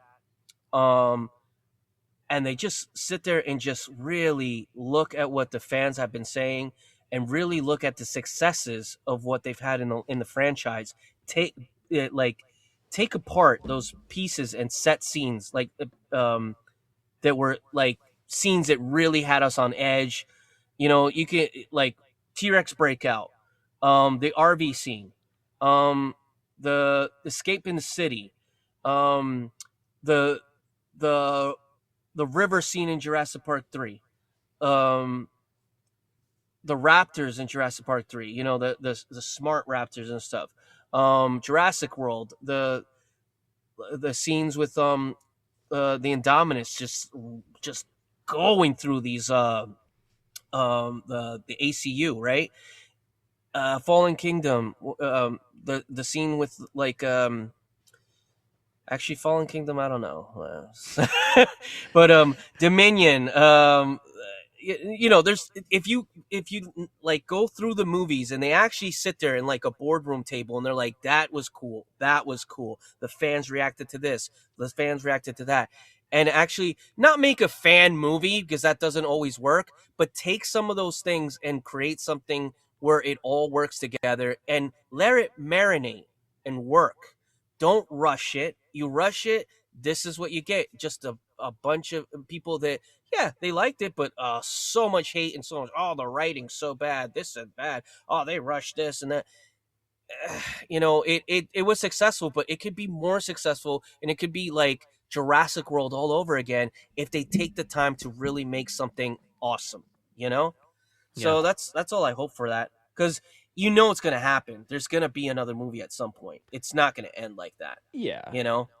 I forget where the box office ended up. It was somewhere like in the 800 million or something like that, right? So Yeah. it's definitely on the table. It'll definitely happen. Mm-hmm. And I hope they learn some lessons. I hope they take their time to cook this one up and don't just kind of rush into it. And I hope by the time we hear the commentaries for the next movie that it's like, yeah, we really wanted to pay attention to the canonical stuff. We really wanted to get these designs right. Mm-hmm. This time we had more time. If you listen to any of the previous two commentaries for that movie, it was like we had no time. We didn't have enough time for this. We couldn't do it in this amount of time. So there was a lot of commentary on that. I hope that the next one is like, yo, we had loads of time for this one, so we made sure we got it all right. And I think giving a movie to Gareth with plenty of time would be exciting. So I'm hoping for that. I don't necessarily need him to be the next Colin Trevorrow in that way, but like, I hope we do. I really wish we did have somebody to be fact checking and just kind of understanding like, oh, this is wrong, this is right. But I don't know. There maybe Colin should come back. I don't know. I mean, look, I'm gonna be honest with you. Like, it'd be cool to have kind of like almost like a 3-pillar type of thing going on. You got Spielberg, Colin, and Gareth, right? And you have them kind of discussing ideas. If they look at Gareth's movies and the way, he does certain things, like especially they should use Godzilla of 2014. I know there's people out there that didn't like it. Honestly, I thought it was one of the best ones. It had that serious tone. It had a lot of Jurassic influence into it from like the first movie. And if you take some of those elements that made that movie so great, that Gareth had a lot to do with, and then other movies that he's done where it gives you that world building that he can do, and you don't rush it and just kind of like let that fermentate, like actually grow, I think there could be an amazing movie out of it.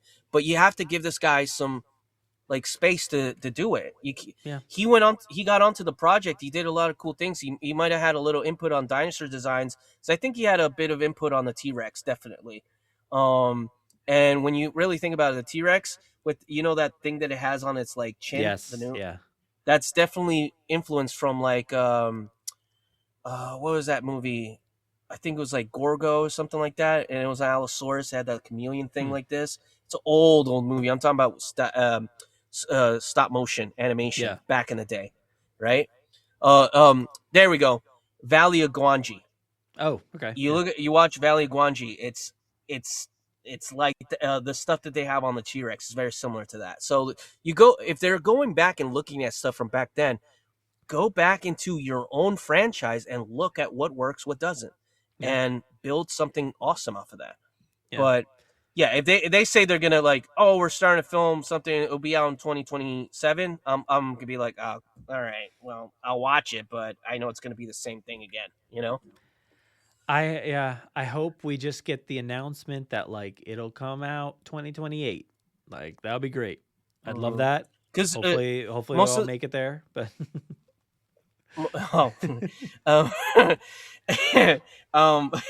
so like, yeah, because if you really think about it, like it was Jurassic Park, 1993. 4 years later, we got Lost World. Then basically, was it 97, 98, 99, 2000, 2001, we got Jurassic Park 3. So like, if you give these movies like that amount of time, you can create something great, And then same thing with Jurassic World and then Fallen Kingdom. They had like 3 or 4 years apart, right? Like what was it? 3 years apart. And then Dominion had a bunch of time, but COVID messed up a little bit of it. But then this one was just like boom, right there, right away. And there was no time, And if you start turning this franchise into like these like churning type of things, it's not going to go well. It's going to be Transformers all over again. It was like it felt like a very quick turnaround. It was, I guess, technically the appropriate amount of time in a way because it was 3 years, right? But it also came about late in the game, right? It didn't come about it felt like it came about late in the game at least. So they didn't have a lot of time to get it right. Whereas like if you just let it cook for 3 plus years, that would be awesome, because then you can think about all those things. And like you said, if you give Gareth enough time to world build, like that's what this movie didn't have. This movie was straight up like a 90s movie that like doesn't really care about the when, how, where, why. It just kind of like goes in, does a mission and gets out, and which is great. I think that was a lot of fun. But like I personally, they've kind of taught us to become used to the world building and the lore, and then they flush it down the toilet. So I hope they kind of get back into that a little bit, even though I don't know, it's a confusing era. It's a confusing era because like people are in and out of, streaming, services, and like people don't want to pay attention to, movie number 8, so I get it. Like it makes sense why they would want to kind of just do a silly, romp, but I just hope they get some of those details right. So that's for whatever is coming out, Jurassic World Rebirth 2. Hopefully we at least get a not a title necessarily, but like Jurassic World 8, Jurassic World 5, Jurassic Park 8, 2028. I think that would be great. Maybe we'll see. But new show, in the meantime, maybe we could get an announcement of like a new DreamWorks show. I don't know that they will or not. It sounded pretty, final with Scott Kramer talking about like, I've got ideas of where to go next. Universal hasn't, said they wanted to do it yet, but hey, if Universal wants to give Scott the reins of the film franchise, dude, do it, please. Scott's awesome. He knows what he's doing, and his team specifically is a great set of writers and everything. So, but I trust Scott if they've got an idea for how to connect these stories to Rebirth. I'm all for it. Give us those stories to correct some of those mistakes, and I hope I hope we get a new show announcement this year. I don't know that we will, but I would love to. There's a chance. It's not impossible. I think there's a chance. I would love for it to be announced, like even if it takes years to show up, maybe 4 years down the line, a live action show. Oh yeah, that would be great. Yeah, but I think that's the next move that they should be really concentrating on. Yeah. I know the movies are like the big money for them, but we are moving towards more streaming. So unfortunately, I enjoy going to theater, but like it looks like it's going, the other way. Yeah. So making a good show, unlike HBO, would be awesome for Jurassic. And you don't necessarily have to make it R, but you can make it more adult to, silence a little bit of the people out there screaming for rated R Jurassic all the time, which is a little weird, but I think that would be great. Like, cause I know this is off topic, but did you see Welcome to Derry? I haven't watched it yet. No, that's on the list. Fantastic. Yeah, absolutely fantastic. Like when you give like HBO like a series like that, they kill it every time, man. And they did the same thing with Penguin for the Batman franchise. Fantastic show. But you give I would say like, I know Peacock has their own thing and they've done some cool shows. I like Twisted Metal. Twisted Metal is a pretty fun show. But if you give them like that and you give them the money that Jurassic gives, and they can do a good live action, and it doesn't need to be in the same timeline we're on now. It doesn't have to be about Rebirth. We can go back. Like they don't, it's not like they get that yet. It's like, we can go back. That, Universal. There's enough story, enough lore that people will be happily go back to the beginnings of the park, or go back to like Isla Sorna, the labs. You can create a whole plethora of new characters, and you can throw in new dinosaurs we've never seen before on screen. But it's just like they just keep looking this way, and they're not looking always that they can make like cool stories from. Here's how you correct that. Right, you've got the model, which is Monarch: Legacy of Monsters. They've got a show that does time travel to a certain extent, right? But like it also just shows different time periods so well. It showcases the same people across different time spans. And I think that's what the model should have been. They're getting 2 seasons of a live action show before we've gotten one.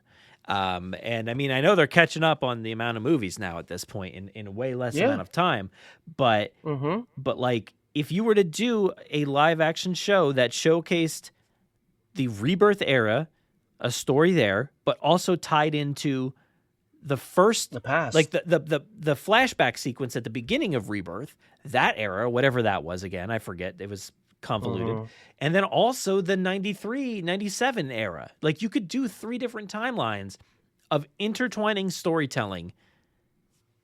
I could figure it out in an hour for you and then give you the outline. Like, come on. It's easy. Yeah, it's easy business. It's not and like, I don't know if it's going to be a huge money maker thing, but like maybe that's the problem, but you know, it's going to be good. I think it's it going to be would. good content, I think. I honestly think it would, like, because there's shows that have a certain niche and are just completely dominating the social media aspect, and Jurassic is such a big franchise, one of the top ones, for it to have a show that's live action that connects to the movies but connects also to the past, and kind of in that Monarch formula, or even the formula of Alien Earth. If you do something like that, I think it would be a hit. I honestly think it would be a hit. The problem is what they would do. If they do something really stupid, then yeah, of course not. But if they follow that formula and kind of like close in the gaps for us, create new characters where we like these characters, we have to feel for these characters like we felt in the first movie. In the first movie, we didn't want Grant to die. We didn't want Malcolm to die. We didn't want Ellie to die. We sure as hell didn't want Hammond to die, right? But he died in the book, and so did Malcolm. And Spielberg saw how like integral these characters were to the franchise he didn't know he was building, that he left them in there, and we fell in love with these characters. And like, if they're in a bad situation, we don't want them to go. And that's what you need. We're getting too many disposable characters in these films in the last couple of films.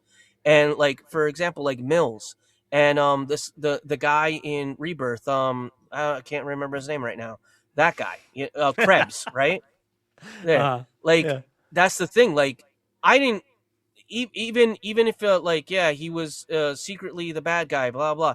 I didn't care. Like, I didn't rejoice it either. That's the problem. That is the problem that we're having with a lot of these films, is that they're not building these characters up for us to feel anything for them, whether it's hate or love, you know? And once we get that from a character, we care about them, and that's what keeps the franchise going, because we want to see these characters develop and go into other stories and whatnot.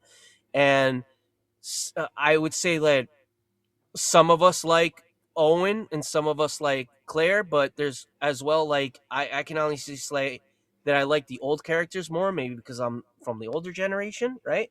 But I see a lot of these like TikToks and reels on Instagram. The kids love these characters of Owen. Oh, Owen's not in this one. Like, they grew up with those characters, so you have to bring that back. Characters that we care about, and characters that are doing bad things that are not these like evil characters from Batman kind of thing. You know, they can't be these villains with black hats. They have to have gray hats. You have to think, like, you have to know that their motivations for them are not evil. They're like, this is what I want to do because this is the world I want to build. And when you do that with a character like a villain, you almost feel for the villain, but at the same time know that the justice has to come towards them, you know? And that's one of the main problems that I see, and I see with people that love movies and love writing in a certain way, is that we need characters like that. Like, Chaos Theory did perfect with some of those characters. Some of the ones that died in Chaos Theory, like, remember the mercenary in like season 2? We felt for that guy. Yeah. That guy. Yeah, he was great. Yeah. But he was a mercenary that was working for the bad guy. But still, we felt when because he turned around, but he was taken out by the dinosaur, and he wasn't just like somebody just to be taken out and that's it. Even, you know which one I've really felt bad for? The Raptor Whisperer. Oh, for sure. Yeah. That was a really interesting one as well. I don't know where it is in this article, but this article that I mentioned before about Chaos Theory, there is a quote somewhere, like Scott mentions, like, it says it right here, actually. It says, a plot twist tied to a character's faked death and reemergence with a limb difference produced something that wasn't even possible in the Chris Pratt-led films. Here's a quote. It says, Colin told us after he saw it, wow, you did something that none of the features could do. You had one of your heroes sustain a serious injury, recalls executive producer Scott Kramer.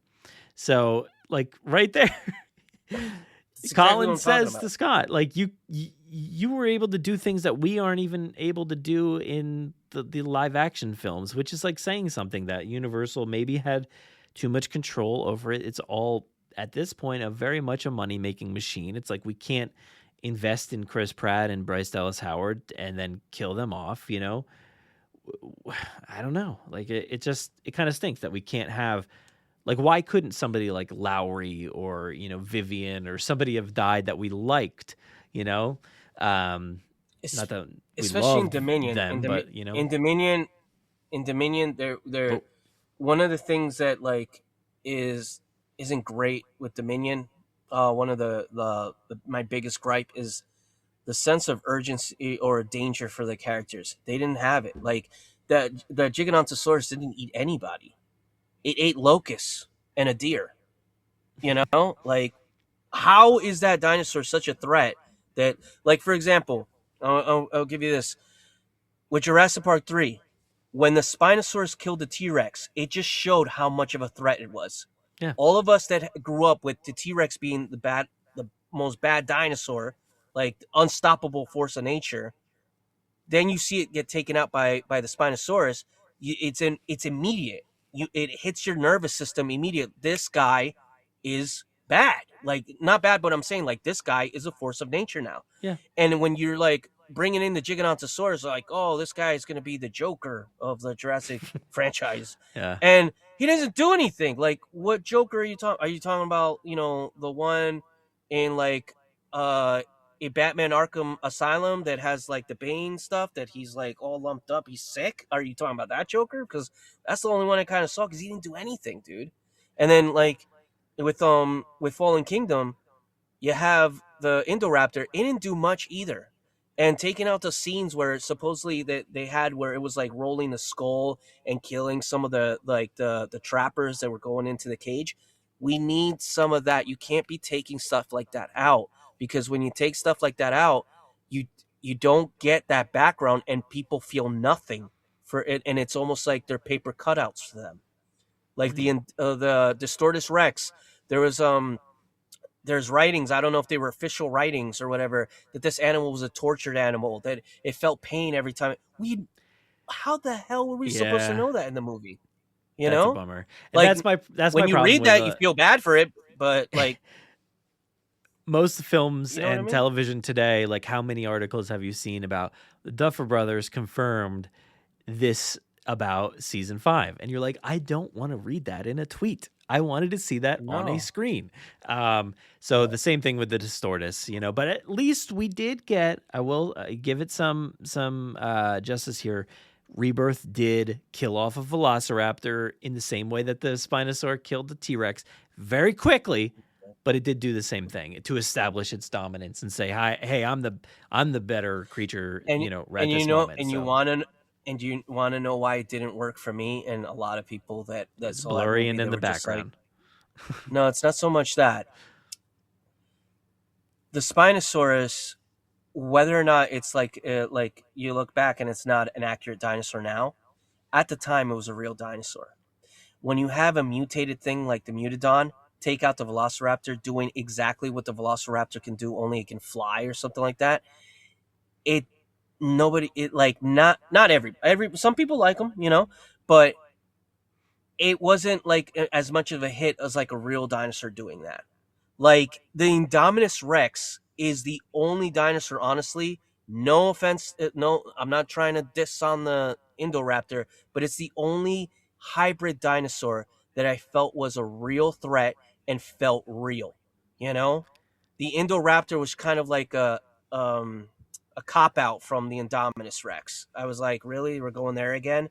And then we didn't have no hybrids in Dominion, but the Gigantosauros didn't do anything to make it feel like a threat. It did a lot more in Chaos Theory than it did in its own film. Did. Yeah. And that says a lot, and it's sad. It's really sad. Yeah. Even when you go to the extended cut Dominion, There's no added scenes with the Gigantodontosaurus doing anything. Wow, it scratched Rexy on the face and was just like, "Give me my deer," and it almost was like, "Whatever, get out of here, bro." Come on, you know. And then you have this other one with the Stortus. It ate that Krebs guy, and it looked kind of like a threat because it was so big, and it destroyed that helicopter. And that was cool, but still, it was just like not enough screen time for us to even feel it as much of a threat as they were trying to portray it. And then the Mutodons, it was just like you just replaced the Raptors with another Raptor with wings. That's not real. Yeah. That you can't really like. So they have to switch out that mutant hybrid like bug that they got in their system. They have to take that out. That is the thing that's sinking this franchise for them, and they don't even realize it. This is like a full bonus Sad. conversation. This has nothing to do with any of the stuff we were talking about before. Yeah, I know, really, right? But I will say, continuing that, again, the Chaos Theory team and Camp Cretaceous team got it so right, to me personally, when they did the Scorpius Rex. Like, that's exactly what the Distortus Rex was doing. You know, if you had the Distortus Rex in the woods, like as a threat that other creatures are afraid of, the dinosaurs were acting weird and different in that show because the Scorpius, two of them, were out there terrorizing the jungle. And I think when you eventually did see that, you were terrified. I think there were even vision, like you saw through like the lens of the Scorpius at times or something like that. And it was freaky. And I think they really ramped that up to make you afraid of that thing, whether you were or not. I don't know, but I loved it. I forgot about that one. That one felt that I put that in the way it felt the same as the Indominus. It felt like this real big threat, right? Mm-hmm. The reason I forgot about it is I really don't like the design. The design is not for me. I love really it. Weird looking. I love it. It's just like a monster. But and I love it against the moonlight. And dude, speaking of that reimagined figure, I meant to say it before, but I want to reimagine Scorpius. I think that would be so awesome in the same style as that Indoraptor. I was so tempted to get the Dino Damage one. Yeah, it looks really. They sharpened the teeth. It looks great, but I got the other ones. You know, I don't know. I'm good, but I will give you.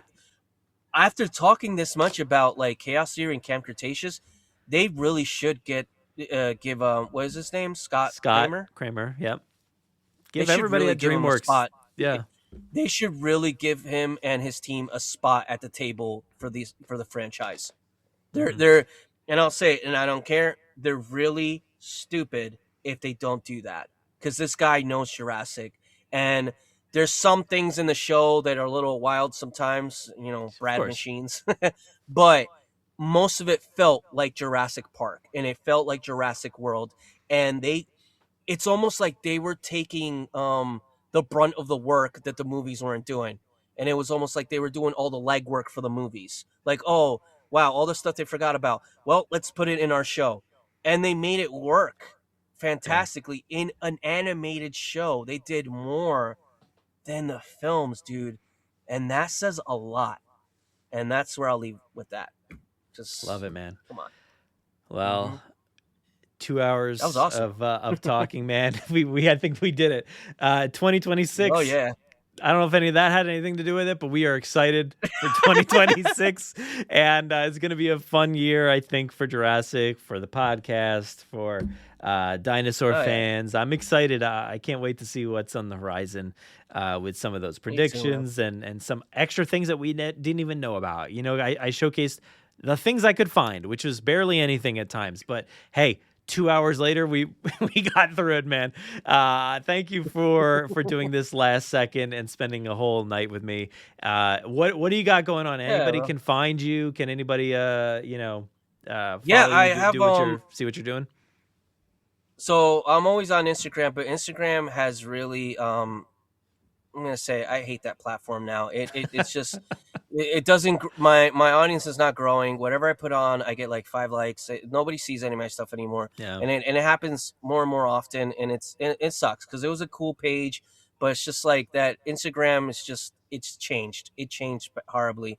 But I did actually revamp my TikTok, and it's actually been pretty cool to see it grow and Nice. see Instagram has stayed stagnant and TikTok's growing little by little. And I'm doing a lot. I'm going to start doing lives on there.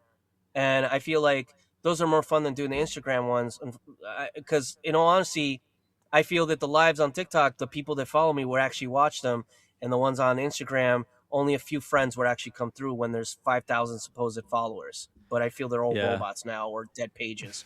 But I'm going to be doing more lives on there. And I'm going to be doing lives where I'm actually showing you how I'm painting and drawing and making things. And I hope to do more Jurassic Park and dinosaur related tattoos this year. I have a lot of like flash that I'm drawing there. I'm going to, even if people don't come to get them in, I will have like 100 to 200 flash of dinosaurs because I'm just going to keep drawing them until somebody shows up for them. You know what I mean? And I'm going to be putting more focus onto my Etsy page and setting up my 3D printer and start like printing cool Jurassic stuff or Jurassic adjacent. And my whole goal is to make a lot of like cool stuff from movies that people kind of tend to forget about. That's easy to make and cool. Like I have these blood vials that I'm finishing up right now that I'm going to post up on Etsy. And they're the blood vials of like dinosaurs. One is InGen dinosaurs, the other one's Biosyn dinosaurs.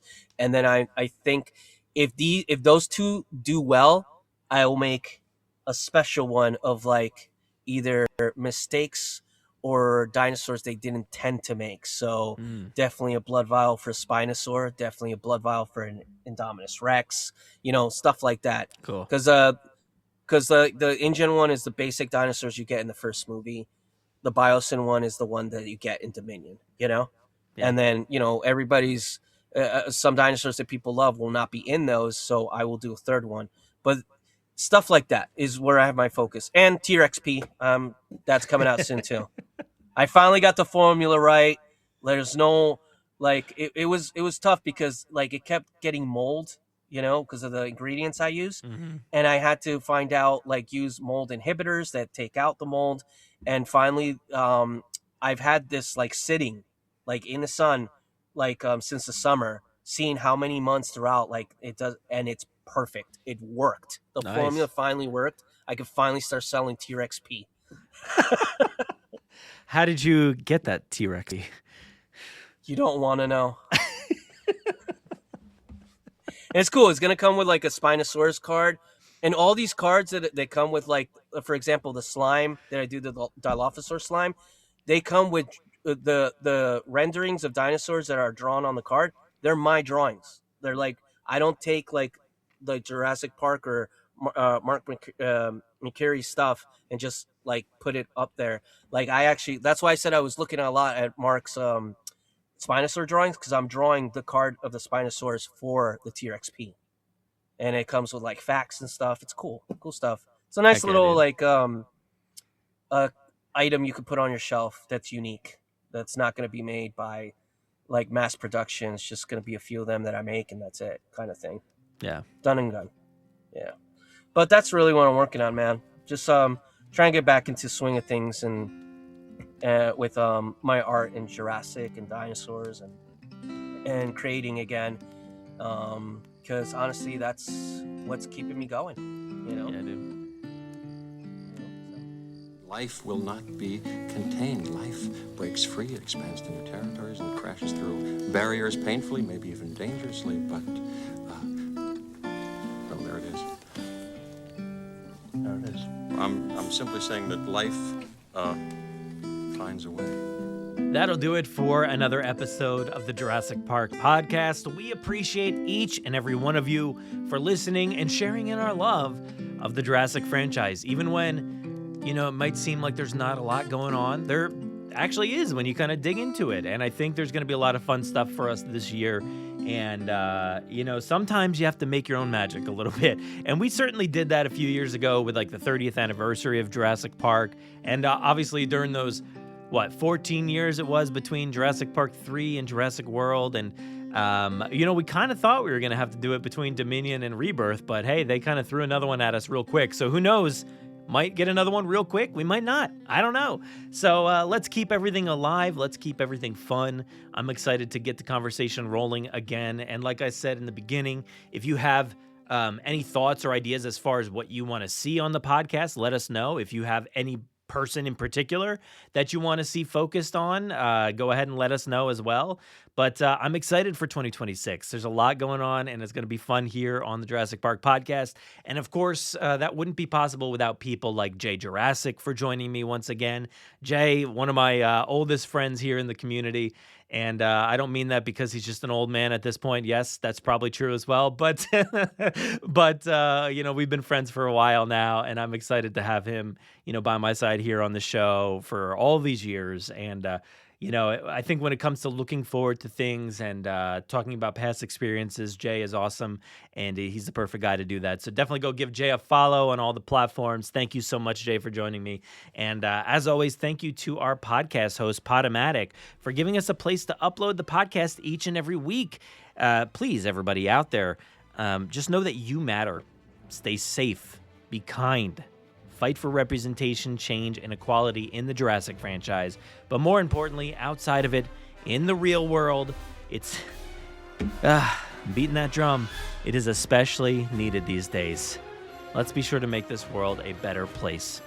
I'm going to go ahead and hand it off to myself for the outro. Take it away.